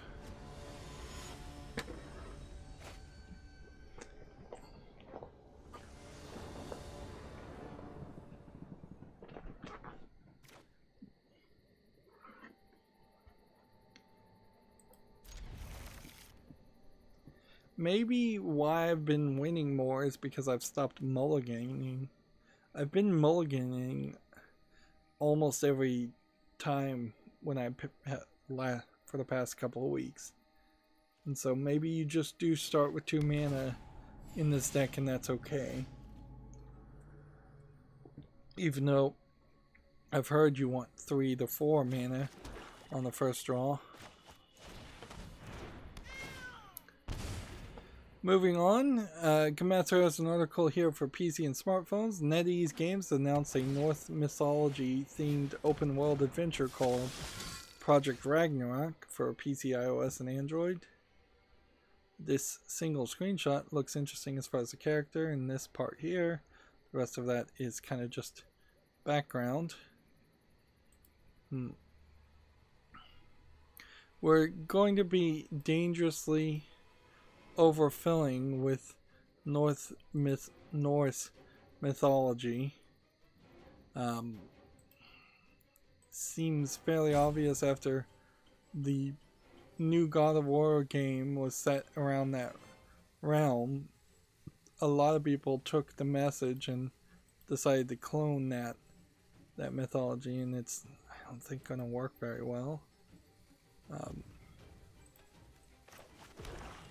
And I wouldn't be surprised if it turns out that the next God of War is set in some other mythology outside of Viking Norse mythology.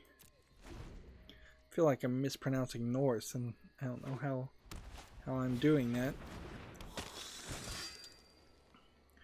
We were talking about Cyberpunk earlier. TechRaptor has an article. The Cyberpunk Red tabletop RPG has been delayed.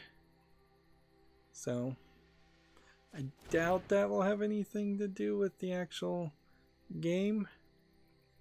And that might really just be a production issue. Just everything being delayed in particular at the moment. Okay. Moving on, we have a game on Steam called Cyber Lemur, which looks like it's probably a low effort asset flip game. Yeah, it does not look good at all. Early access $1.59, English only. Nothing there of interest.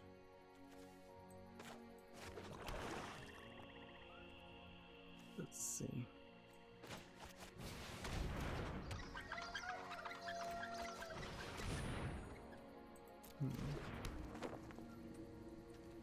Yeah. So what we're going to want to have happen here is we'll play Bola Citadel and hope we can get enough people on the field to get the health down a little bit more. Because right now I'm not guaranteed to win. There's a good chance I'll win, but I wouldn't say by any means we are a guarantee to win. TechRaptor has an article here. Dark Knights with Poe and Monroe review. I saw a YouTuber start to cover this, I couldn't really figure out if there was an actual game there or if it was just kind of a almost visual novel with some full motion video on top of it.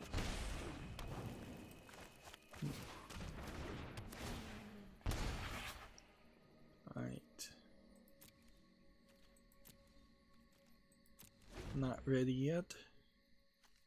Still. So it'll be interesting to see what the reviews are for this game. Binge-worthy full motion video. Part of the problem with most of the recent full motion video games are that the acting is intentionally really bad or is just really bad. So if the acting in the story is actually good, that might be interesting. Yeah, and apparently TechRaptor seems to like it because they gave it an 8.5. They say you won't be spending many dark nights with Poe and Moreau, but you'll find a few memorable episodes of interactive TV in this full motion video success story. Pros are excellent performance, fun FMV storytelling, and occasional surreal visuals. Cons, it was canceled too soon, it has limited interactivity, and it has genre teething issues.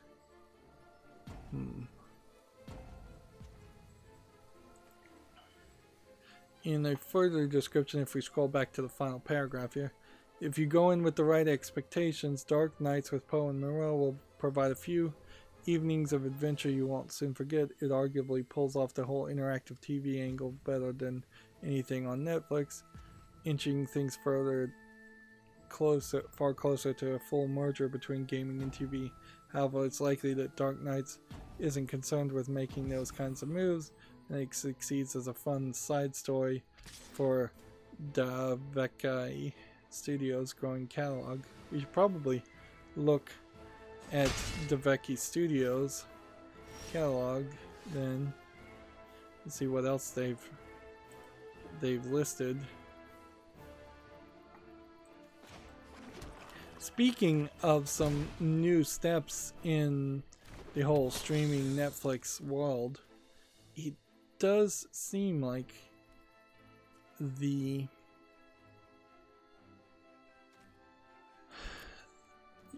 Netflix is doing something different, and they've put on their own YouTube channel the first episode of one of their shows, and that makes a lot of sense because one of Netflix's new shows, even if it's really good, and let's face it, a lot of Netflix's original shows are pretty bad, really doesn't get any shareability if you see it on Netflix. There really aren't any water cooler moments anymore, or ways in which people talk about what they saw on Netflix.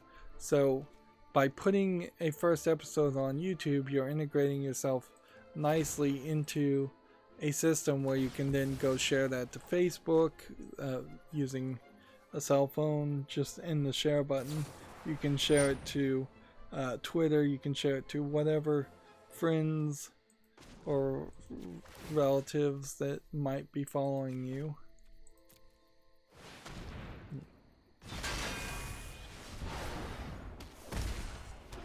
So there's definitely a smart move there. I hope they start doing that for all their content, basically.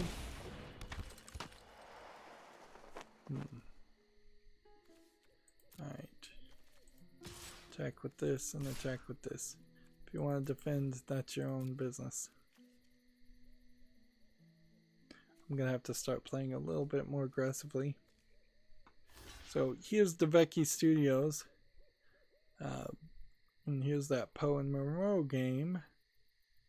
And before that they had Shapeshifting Detective, which was a full motion video game. And then The Infectious Mind of Dr. Decker. So I actually do know these developers. So this is like the third full motion video game that they've made, and you can see The Infectious Madness of Dr. Decker is rated very positively. Shapeshifting Detective is rated very positively. Poe and Monroe will have to stay on the follow list for a brief time, but it seems like it will almost certainly make it to the wish list too.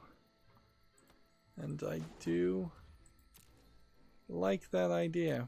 Like, I appreciate the idea of a trilogy of new full motion video games that are actually worth talking about and covering. Although I would potentially argue that there is a decent chance that there's plenty of old full motion video games I've also not gotten around to covering, several of which I do know I own. Let's see. Tap this guy. TechRaptor has an article here. Sims competitor Paralives shows off its characters. It's an interesting idea to try to make a competitor to The Sims. I don't think The Sims is actually a good game. I think there's just a weird niche of people that like Sims because I don't know what their reason would be for that. Like, I get the idea of customizing a character. I get the idea of perhaps scheduling a character's life somewhat. I don't get the idea of having several characters that you're controlling every single aspect and action of their lives for the most part. I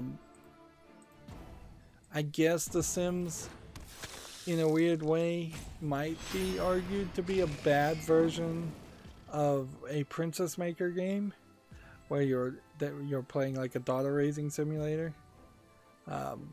But I think part of the fun parts of Princess Maker games was that you are also capable of going into RPG gameplay sections and fighting monsters, and you are trying to unlock different endings, and you are doing a lot of stat management where you could actually see the numbers, which I'm not sure is something you actually see in Sims.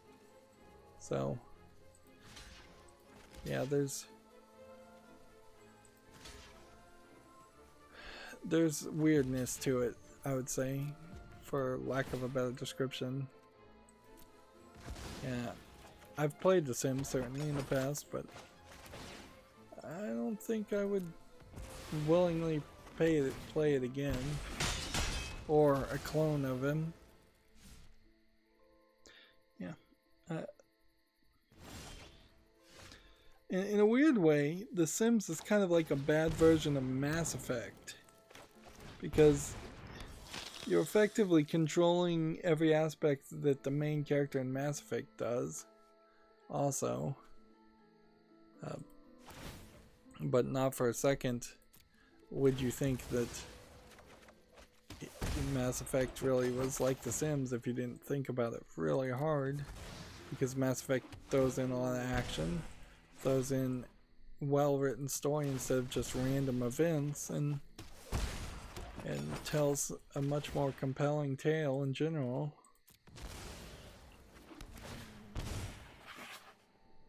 There we go. We are close enough now to winning. Just make sure we sacrifice both Citadel just in case we somehow don't win here.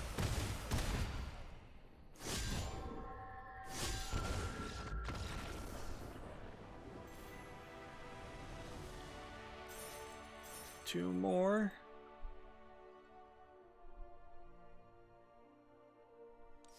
We're having a nice little win streak. I got another card, which I don't know if that was a card that we didn't already have a copy of. And we've got some Ichor cards, so we'll have to see if any of those were new. So we got a second copy of this card, a third copy of this card, and a third copy of this card, and that was it. The rest of his cards were just extra duplicates, of which you get very little reward for having extra duplicates. Moving on, Gamma Sutra has an article. Price drops and pandemics are driving PlayStation Now and PlayStation Plus subscriptions, apparently. Okay. Yeah. I imagine that means that the prices will probably either go up or stay the same. I guess price drops have already happened, so PlayStation Now and PlayStation Plus will probably stay the same and make slightly better sales, and that kind of makes a lot of sense, particularly since, you know, Japan is in lockdown or going into lockdown as we speak.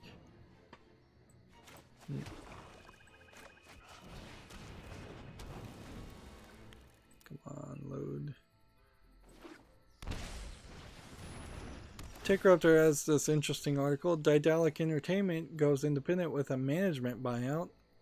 So, the studio has purchased shares from its original parent company. I didn't know it had a parent company. Basti Lube. I don't know how you pronounce two dots. Is it more of an O? Lube AG? As part of a management buyout. The share sale price will take place at the end of May for an undisclosed purchase price. Now, does this mean that Daedalic games, such as the Deponia games like this, are going to get better? Or are they going to get worse? Or are they going to stay the same? I would venture to guess, since it has been the trend recently that Daedalic has been more and more pushing towards more mainstream style games and not point and click adventures like the Deponia series, that I suspect that's where they're going to go with this, is that they will try to make more mainstream AA, single A, maybe you'd even call them AAA games.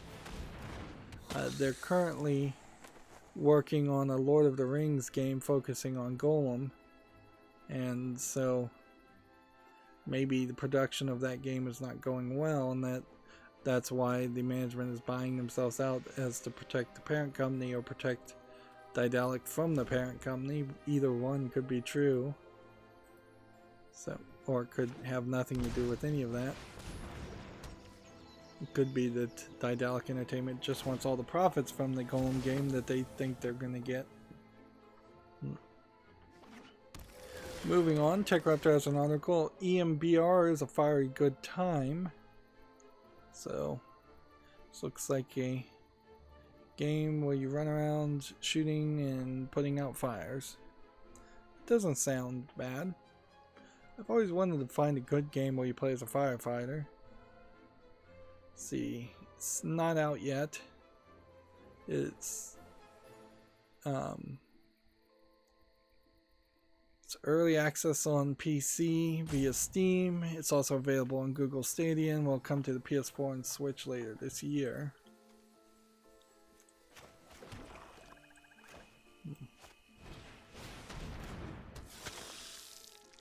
Okay.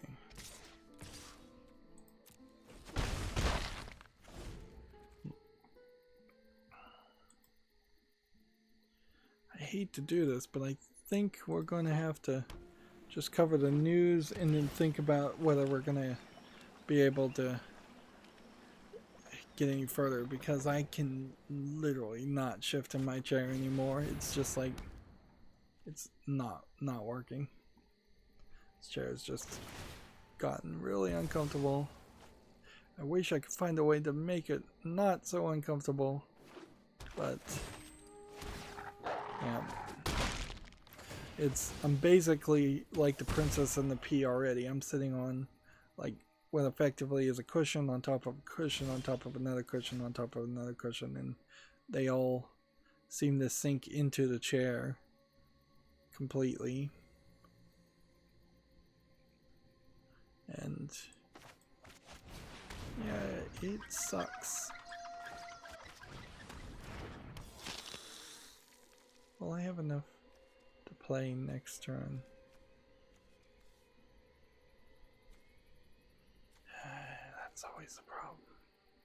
It's always the question. We'll just wait till next turn and find out.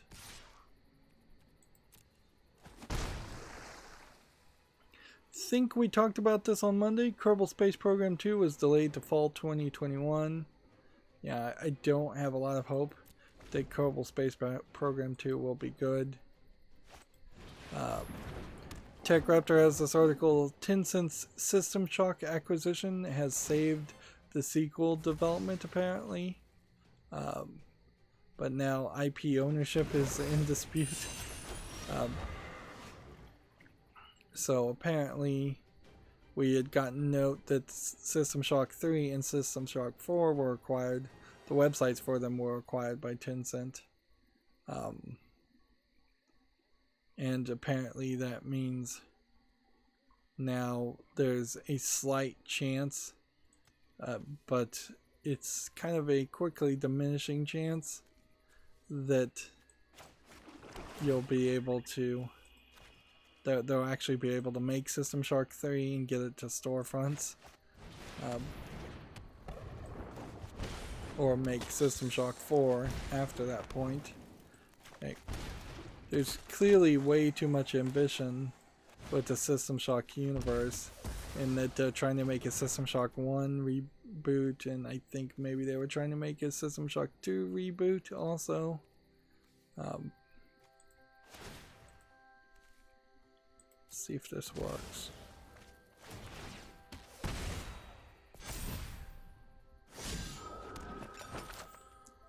Okay, we got it. 1, 2, 3, 4 damage plus that, plus this, and this. This gives 10. That should be 14 damage.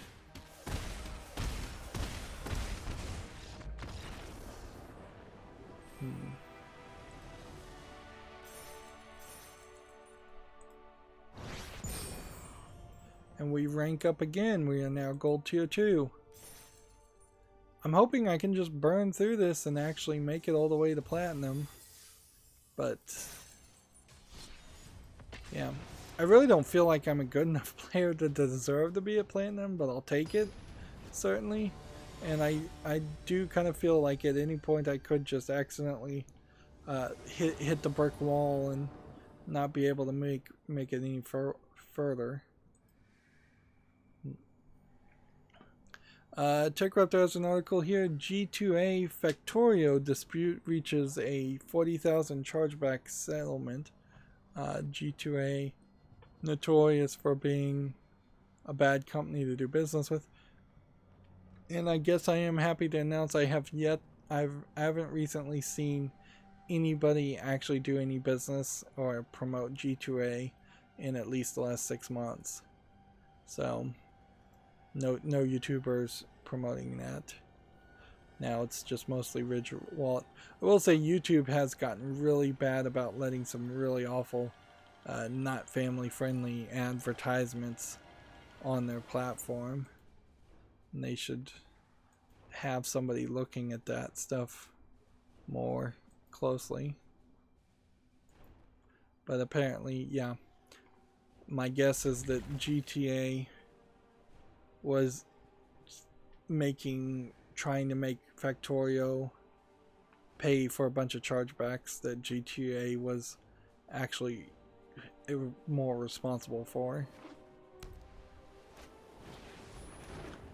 because of stolen keys and keys bought with stolen credit cards, or yeah, basically that's the whole idea.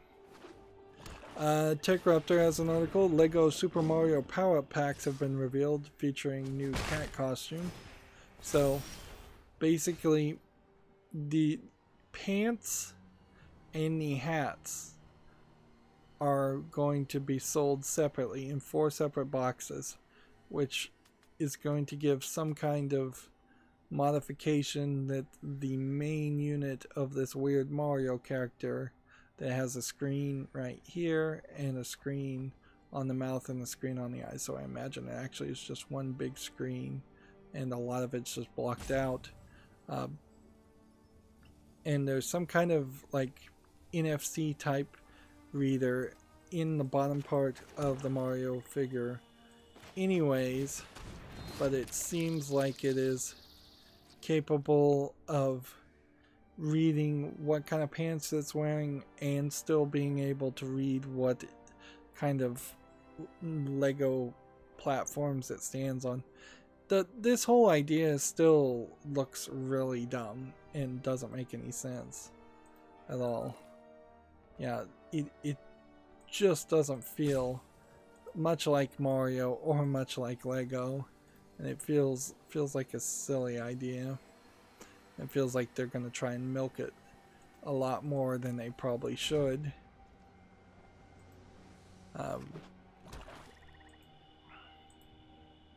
Yeah, so far what I've seen for Lego, what's coming out this year, does kind of feel like this is going to be an off year. It does kind of feel like somebody new is in charge and they're making some bad decisions. We're still waiting to see if Nintendo will really do just a standard Nintendo minifig or a standard Nintendo set of some sort. It's a little questionable even what that set would be, but I'd like to see them try.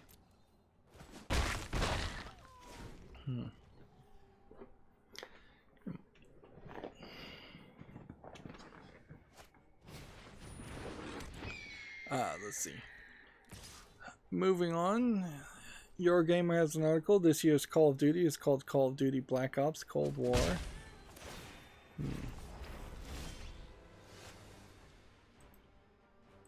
That's all I care to really mention as far as that article goes. Let's do this. And this. I may not have a full victory here. Let's go ahead and attack here. Gamma Sutra has an article here. King has opened up and relinquished control of the default game engine. So, is King the Candy Crush developer?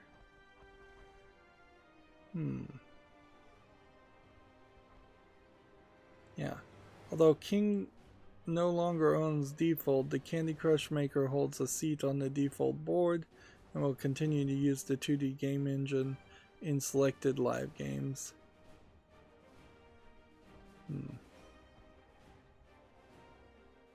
Default is not being fully open sourced. So, well, I don't know if that's really going to improve the quality of mobile games by any amount. It's not like Candy Crush or anything else made by King was particularly a great game because of their programming. If anything, Candy Crush is not a great game at all. It's just an addictive game and a cheating game on top of that.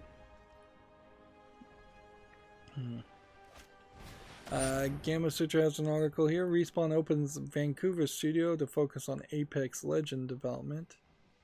So we had already heard that story, but it's getting repeated. We're running into several repeat stories today that I could have probably ignored.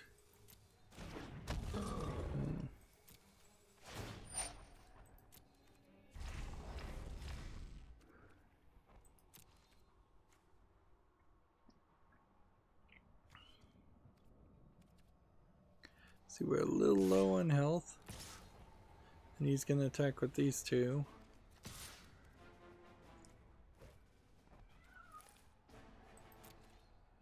So I'll block this one, and then sacrifice this one.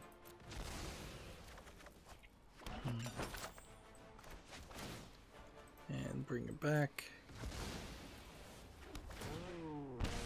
And then sacrifice it again. And then bring it back.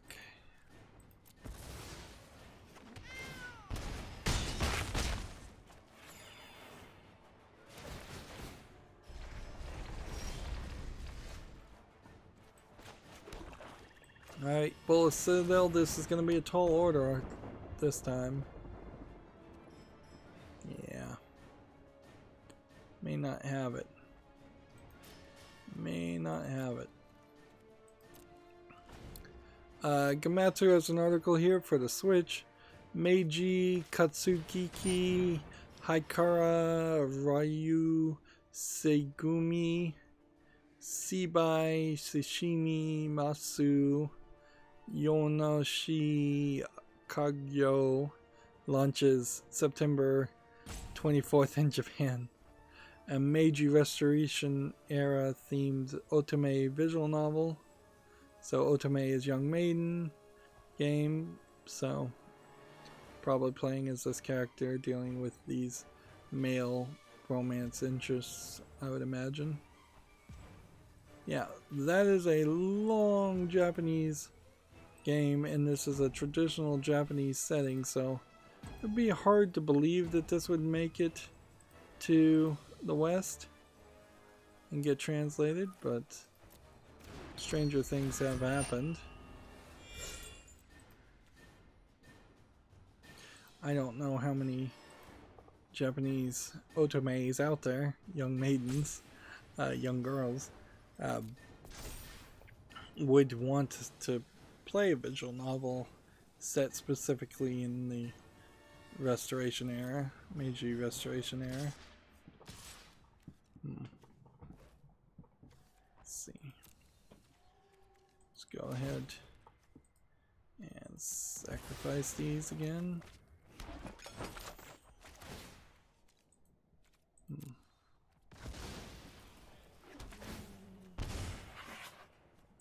And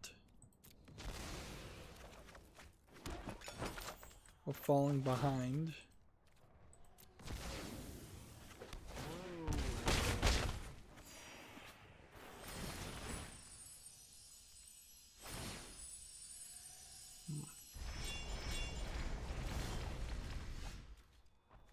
So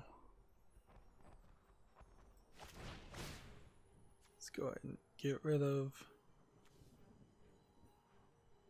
let's see, Death Touch or Trample and Lifelink. Let's go ahead and get rid of that guy. Put that on the field. Put that on the field. Put that on the field. We could tap this guy. Nothing's stopping me from doing that. Next, then we can attack.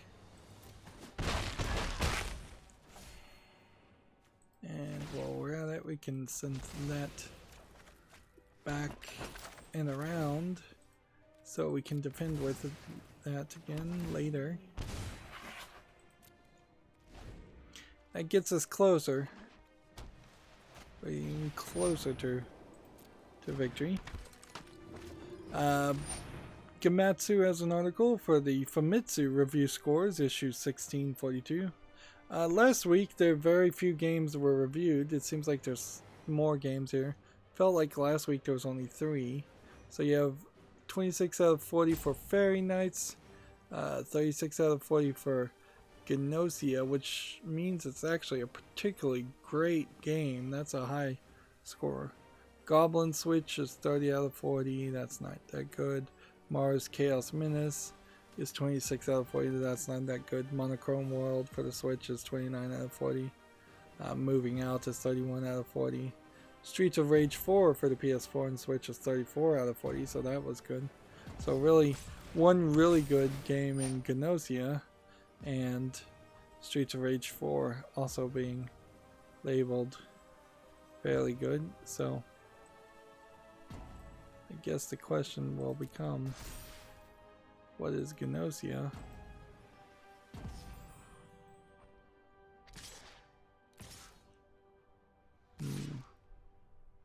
It says it's a Disco Elysium Japanese rival that's coming to the Switch. Apparently it's not on Steam or any PC platforms, unfortunately. Okay. This is indestructible, so we block that. And then we'll take that.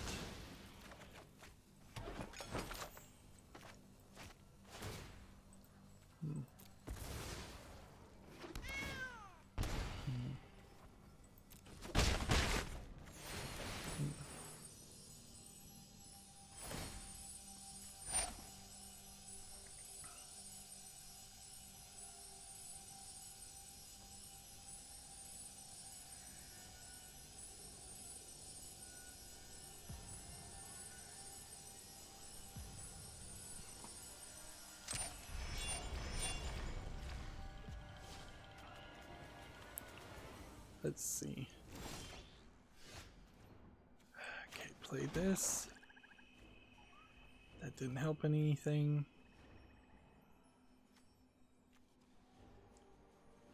Doth touch vigilance.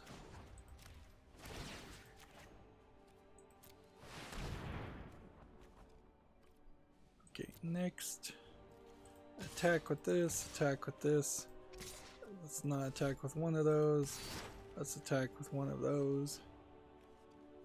And let's attack with both of those.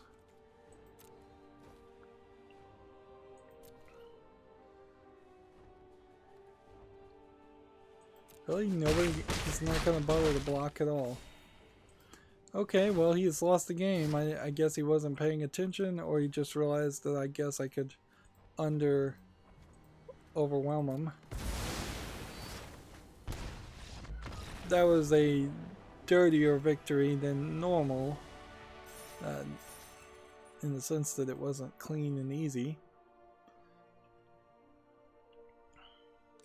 But we're still having a win streak. And we've got a new card, which I guess we'll go back and look. Third copy of a card.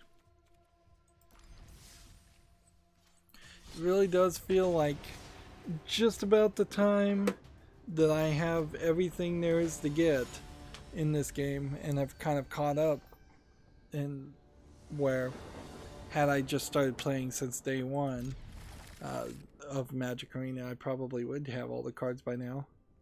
But yeah, just about the time that I get caught up, I think that's when Standard's going to shift and there will be new cards to get, I suppose.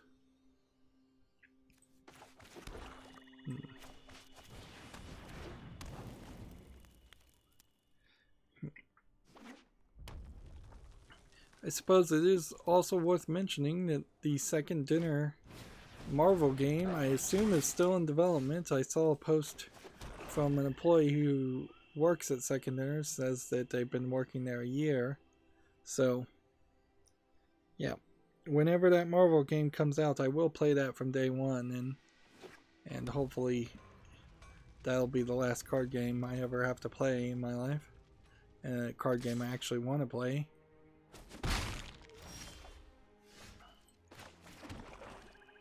It's probably not realistic to think it will last a whole lifetime, but it would be nice if you could get in on the ground floor and play the new Second Dinner Marvel game for 5 to 10 years and do really well at it.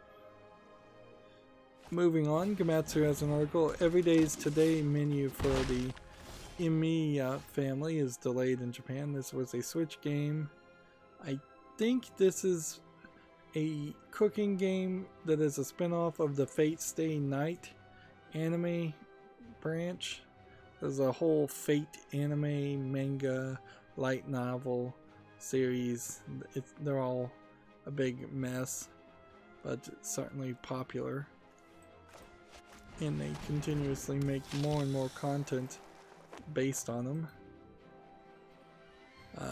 Gamatsu has an article here. Ninjala details in-game purchases and a second open beta test set for May 31. This is a Switch game that looked like it was going to be a Splatoon clone, but I don't know with these in-game purchases. Let's see, you earn costumes, emotes, stickers, ninja models, and Jala rewards. Jala is the name of the in-game currency. And if you get like a pass where you can jump up 25 levels by the looks of it.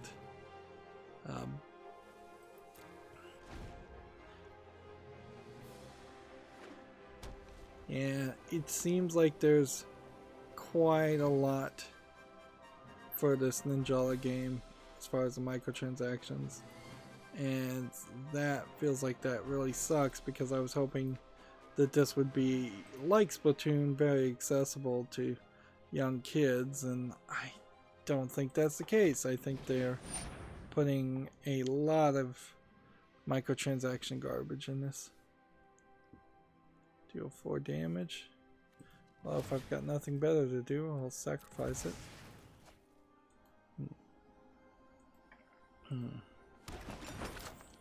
Gemetsu has an article here for the Tales of Crestoria Aegis Alver trailer, which is a smartphone game. If you want to watch that trailer. Let's see. Put that on the field. Do we have enough to play this yet? No.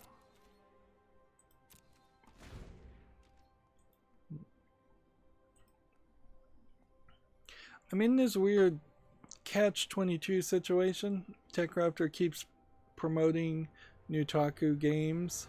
I want to promote Western adult games, but I'm not sure I want to promote Nutaku, because most of their adult games up until this point look terrible. But maybe they're doing something different here. This was Wabi Sabi, which I don't think really would be Japanese, visual novel is debuting here. And it looks like you've got a fox girl and a raccoon girl in kind of an anime visual novel element. Alright, this would, I think, be the first visual novel that Nutaku has tried to sell, and maybe that's in part the right direction to go. Speaking of the wrong directions to go, though, Susan Wojcicki, the CEO of YouTube, says today YouTube is announcing YouTube Select, a new way to help advertisers reach audiences on the big screen across compelling content, including popular creators, YouTube originals, and more. So basically, they've created a new tier in which they are going to try and kowtow to the old style of TV and TV style of advertising, and they're going to try and promote the select few YouTube creators that they find acceptable. At least that's how I'm understanding it.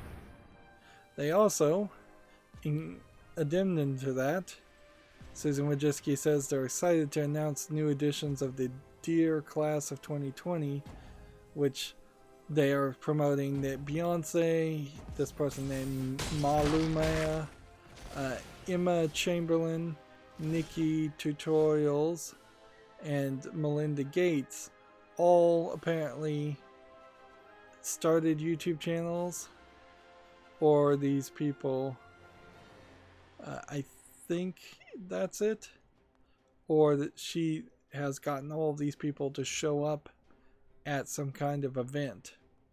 I think she got them all to show up at an event, but like, what does that really have to do with YouTube? Kinda nothing. And every second she spends, Susan Wojcicki spends doing this stuff, is a second that she's not fixing the problems the creators have with YouTube.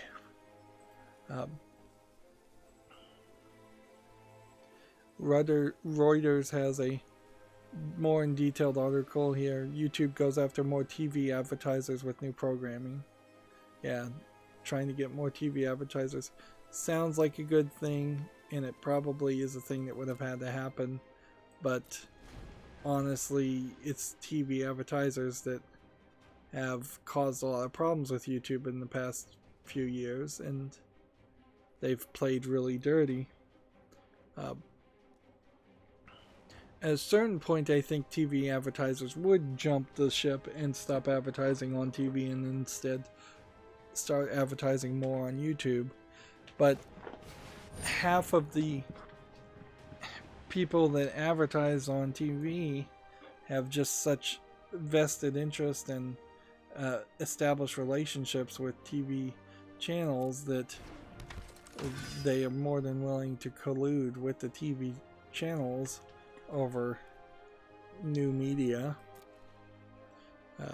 YouTube streaming in particular.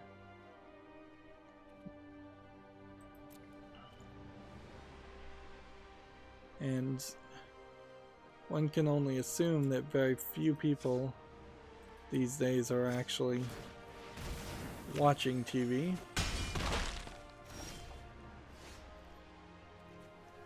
Or more accurately, people that are watching TV are watching very little TV.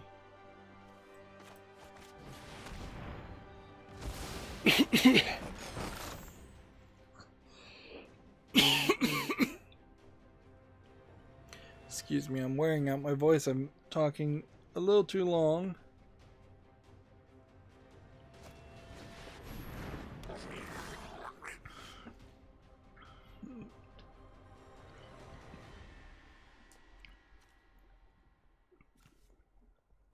Alright. How are we gonna do this? Play this and hope.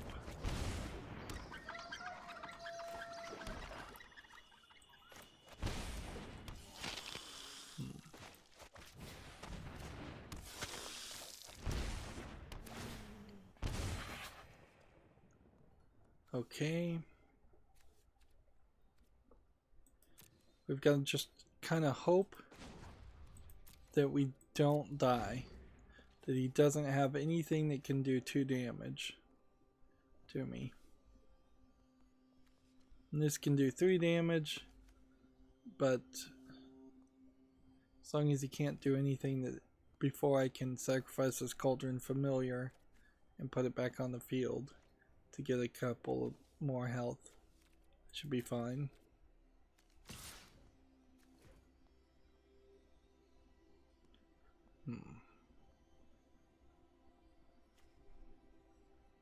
Don't tell me I played out of order here. I can't activate this.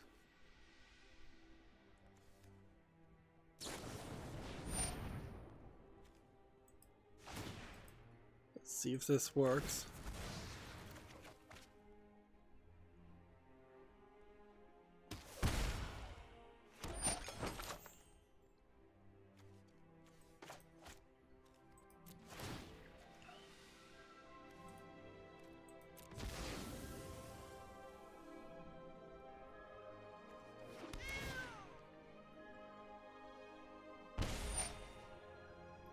Okay, this is gonna do 6.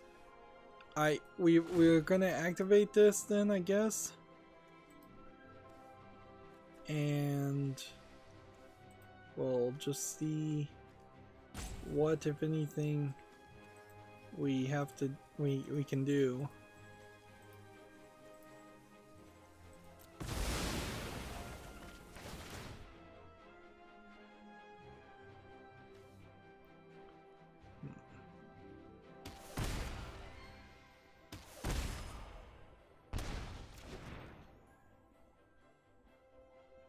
Yeah. First loss. First loss in a while. So if I had had just 1 extra health, I would have won there. Not bad though. We've had a really nice win streak. This may be our last game. TechRaptor has an article here. SimCity developer Maxis once made games for businesses. This is labeled as news. I don't know how much it really is news, as the idea that news is new information, and this seems to be more of an editorial or look back type article tagged game preservation. But I guess the article's there if you want to read it. TechRaptor also has an article. The Prince of Persia 6 website appears to have been fake. I think that was fairly obvious. I'm not sure if we talked about a website or if there was just rumors in general that there was a new Prince of Persia game in development. I cannot imagine that Ubisoft would, for a second, bother to make a new Prince of Persia game, considering how Assassin's Creed is just the Prince of Persia series in their mind. And Assassin's Creed was the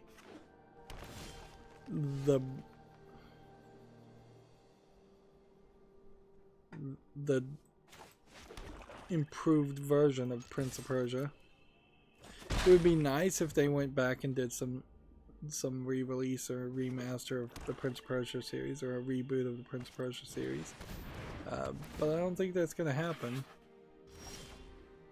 That is another game that definitely would benefit from a nostalgia re-release of just like a 5-hour game instead of trying to make a 60-hour game experience around Prince of Persia, which never would work again. I imagine it could work, but it probably has less chance of working. Yeah, when you think about what Prince of Persia is, where it's parkour and fighting monsters with a magic dagger and magic sand time, yeah, that could be more of an episodic, short experience, 5-hour experience, a lot better than a more grindy, frustrating 60-hour experience.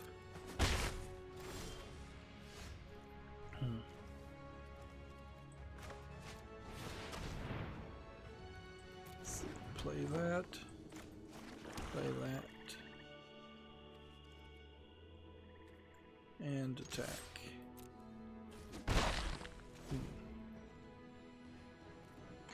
TechRaptor has this article. Something like Twitch Plays Detroit Become Human is coming, which apparently is going to be an interactive service. Maybe not with Twitch being involved.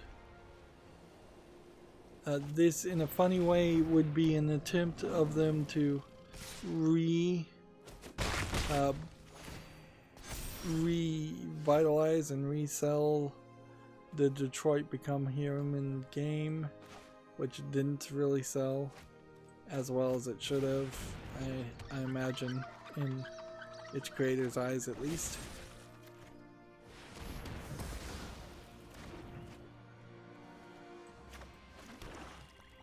Let's go ahead. Keep on playing. Think we have a decent chance of a victory here.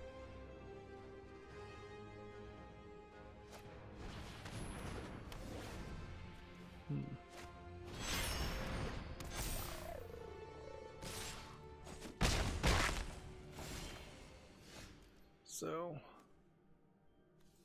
let's do this first. Now make him sacrifice 3 of them.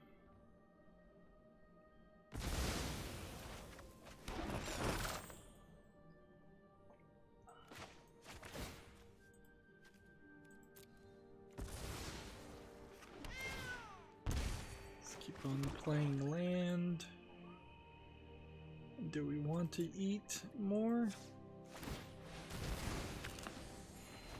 Probably. TechRaptor has an article here. No plans for Walking Dead Season 5, Skybound says. As far as I understood it, I felt like this was the main character after all. And I can't even really remember her name. I want to say her name was Duck, but that was the kid in the first season. There was the boy, not the girl. And she's just been kind of growing up and having slightly different personality traits in every season as she's being written differently. Her name is Clementine, yeah. I figured her story kind of finishes, and there's probably not a great way to finish it anyways. I'm now just in a holding pattern to see if the final season of The Walking Dead will come to Steam, since all the other seasons of The Walking Dead are on my Steam account, before I even want to move forward and do the next game, which I think I still do have one game before the last game to cover.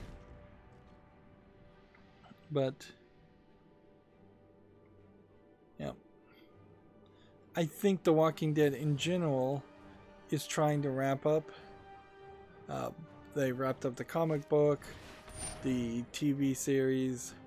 The original TV series is now approaching being wrapped up, if not wrapped up. And there's just Fear of the Walking Dead still going, and I wouldn't be surprised if that got canceled fairly close to the end of the original series.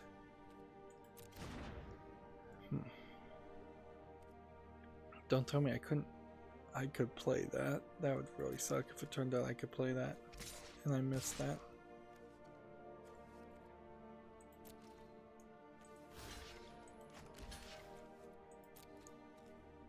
Oh man. Did I want to do that? I think so.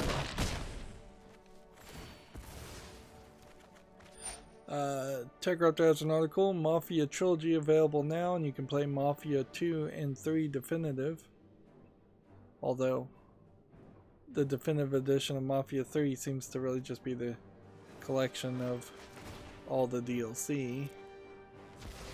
So it's a little seemingly premature to be calling it Definitive.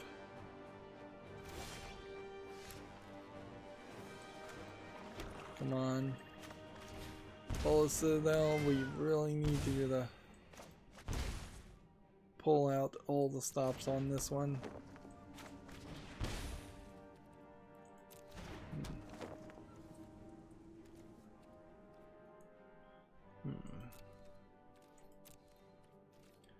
TechRaptor has another article, Nutaku's College Life makes its debut.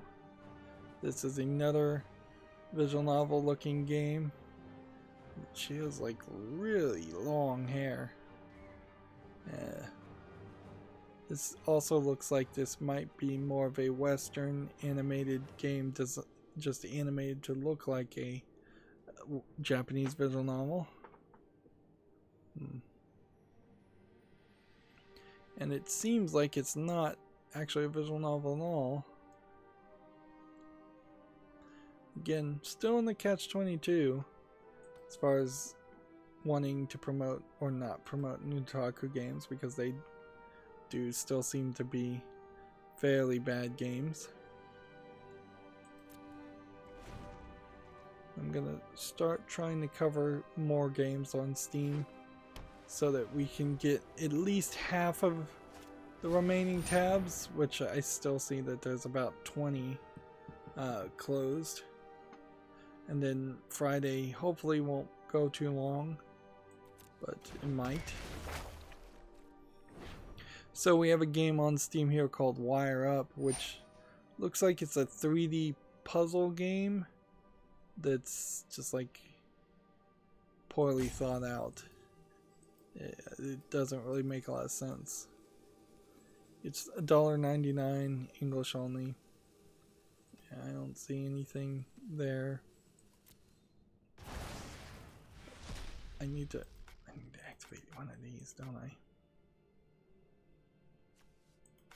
Activate this, come on.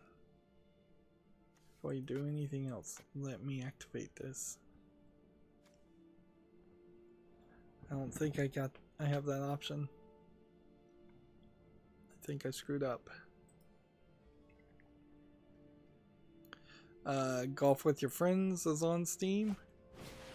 It, I think, came out of early access. It's $1.90. It's $9.99. Bunch of languages. It's rated very positively. Doesn't have a single player element. Apparently it does.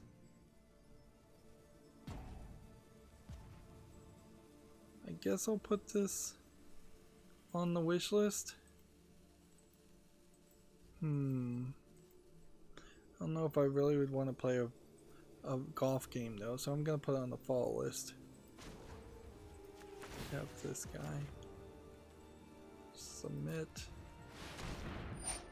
And then take this and sacrifice that. So we can put that back on the field.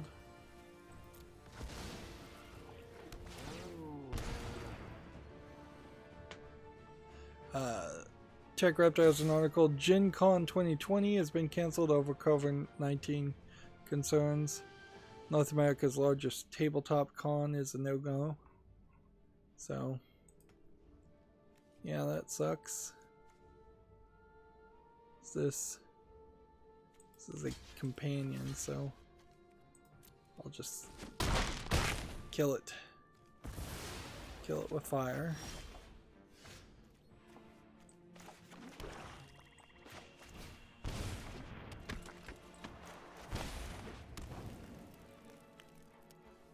Let's see.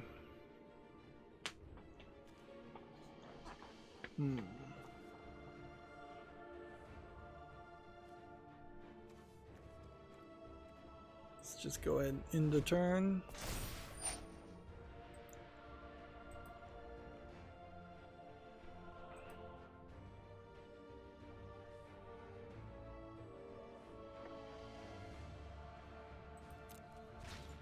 Let's go ahead and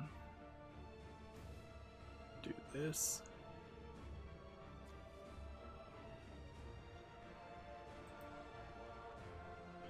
We've got new music playing. I've just realized. This is new background music from MTG Arena. It took them a while, but thank goodness. We needed more music, and I will say I think this music is better than a lot of the other songs we've heard.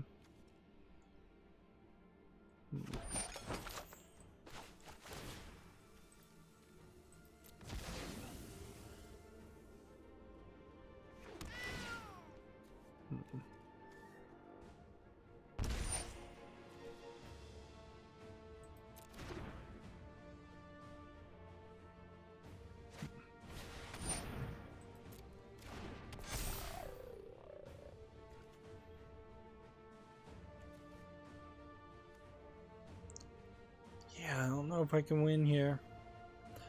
I think I finally hit the wall where either I'm starting to see good players or I just can't win anymore because my luck's run out.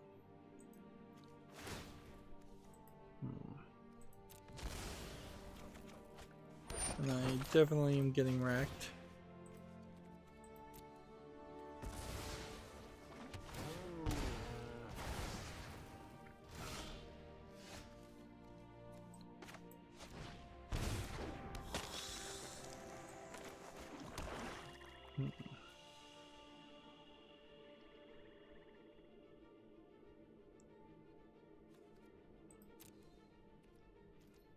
Well, I don't know how I did this, but I just won. Because look, if I do this and sacrifice this,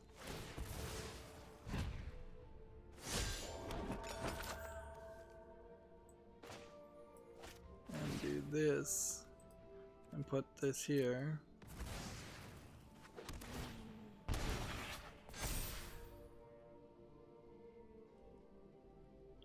I'm still short one. Darn it. I hoped and I had thought that I would just put me over the amount to activate this. And if I could activate this, I would win. But I can't. So we'll have to see if somehow this survives.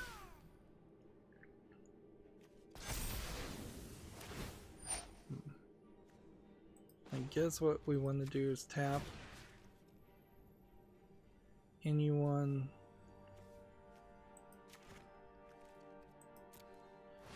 big.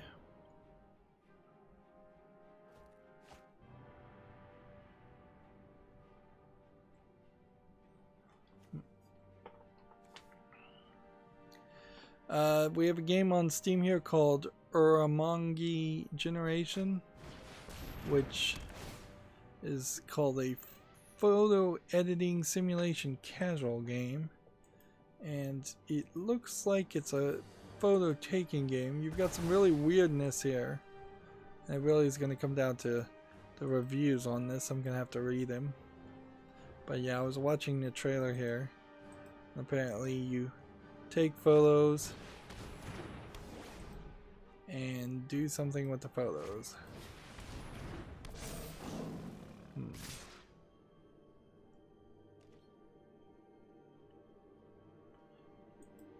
Weird game. Maybe like a Pokemon Snap game.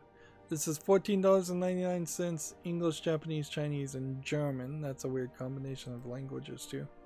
I'll put it on the follow list. Okay. Now it's a matter of choosing the right blockers to do the right things.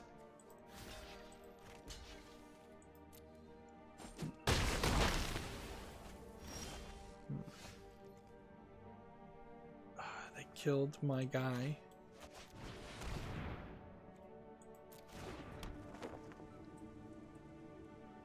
Alright. Can we win here? I think we can. We do this to tap. We do this to destroy this and bring this back.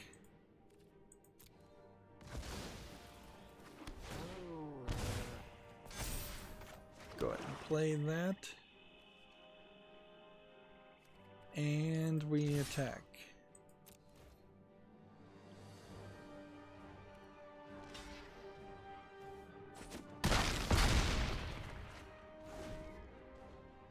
So, did I just lose? Or do we have this? Because if this one can't block, we're screwed. Yeah, we just lost. It was a tight game though. That feels like a very fair loss there. That feels like a very, very fair loss. And so we got to gold tier 2 in this stream. Not bad. Not bad at all. We have 7 out of 15 victories. That's still pretty bad. And I just want to go through a lot of these games real quick, so we'll just focus on that. Here we have a game called Simple Machines. There might be an idea of a game like this where you have platforms, and the platforms are some kind of like almost computerized system, but I don't think that's what this really is. This is 89 cents, a bunch of languages, and then 8 achievements with numbers on them. So that's not making it to the follow list. Let's see.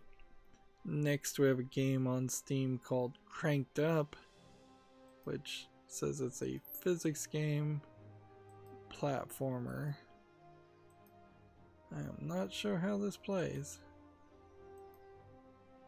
Offbeat challenging platform game where you control a rocket powered donuts trying to save the world from an evil pizza. How does this play?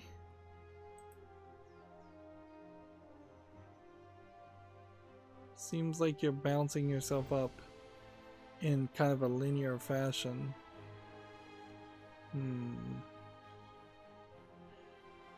This is early access for $13.49, English and French. That's too expensive. So that's going to be out. Here's Mafia 3 Definitive Edition on Steam. It's mixed right now, and so it's on my wish list, but yeah, I don't think I'd want Mafia 3. I probably had Mafia 3 on my wish list for a very long time and just haven't gotten around to playing it. If we look at Mafia 1 Definitive Edition in comparison, it's not out yet, but we can put it on the follow list. And then if we look at Mafia 2 Definitive Edition, it's out and it's mixed. So it really makes it feel like the entire Mafia series really is just a mess of games.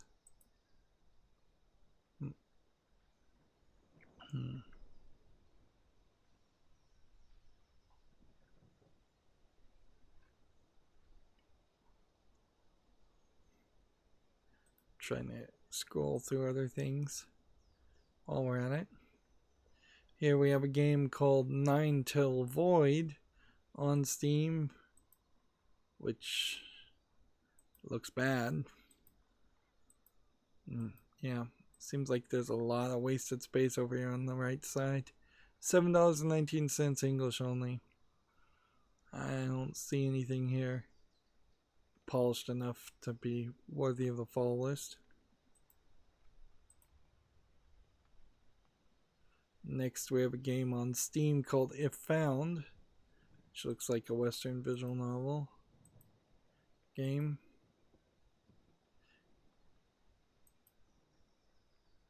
A visual novel about going home, coming out, and erasing everything, from Annapurna Interactive.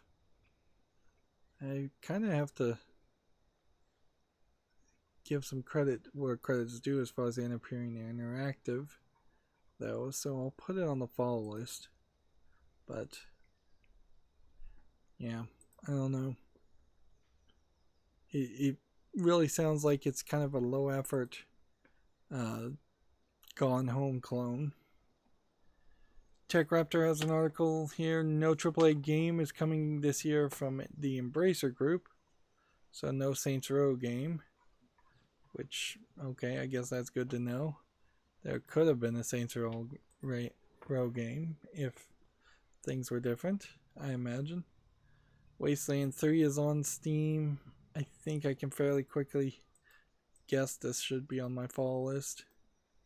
It's coming soon, so it's not on Steam. I've run into too many games that are coming soon. There's a game called Project RTD Random Tower Defense VR, which, yeah, I don't think I want to play a tower defense game in VR any more than I would want to play a tower defense game out of VR, which is none. Yep. This is $7.19, and it's English and Korean. At least in VR, by the looks of it, there is some slight differences and weirdness of making a 3D tower defense game area, but I don't think there's enough there to interest people. Here's a game on Steam called Time Agent, which just looks like a really low effort Unity game for $9.99.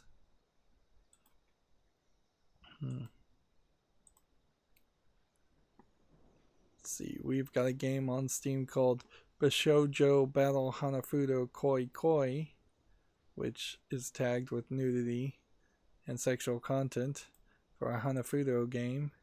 So this is one of those Japanese games where the actual game isn't that interesting, so they're just going to throw some anime girls and some nudity, some insignificantly small amount of nudity on top of it to try and make it sell. Next, we have a game on Steam called Vaporwave Road VR, which looks like a VR simulation of driving a car inside of a weird road. Looks kind of like a tech demo more than a game. It's $4.49 discounted, English and Chinese. You know, we really haven't had any cheap Chinese games today. Like, we somehow just managed not to see too many. And that's always nice. Next, we have a game on Steam called Nothing and Nowhere, which is a tagged anime visual novel. I almost assume this is a Western game, though, from that art style. It's always a kind of ugly art style. It's maybe a little French. This is English and Russian in language, so I'd say this is probably a Russian visual novel. Does that immediately make it bad? No, but I don't like the art, and if I don't like the art on a visual novel, then boy, that would just be another hurdle to get over. And then we have a game called Disarmed, which is tagged as free to play and looks kind of dumb and asset flippy. A satirical fantasy puzzle game about healthcare, they say. It looks like it's probably a troll game to me. Free to play, English only. So I still have probably about 15 games that I could talk about. And I just closed the Humble Bundle tab. But I'm not going to bother to talk about them. And in fact, I'm going to even curate a little bit. And since I just closed the Humble Bundle tab, I'll not cover the Humble Bundle, even though I know there will be a new game in the Humble Indie Bundle. Apparently Twitch Comms is saying retweet if you want to be verified, which it's weird because Twitch communication up until this point has not really done the verification system anymore, and the verification system has always been controversial at best.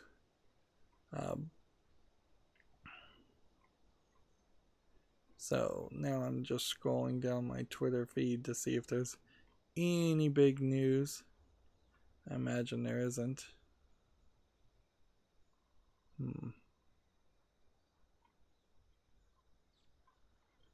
Yeah, I'm not seeing a lot as far as new video game news.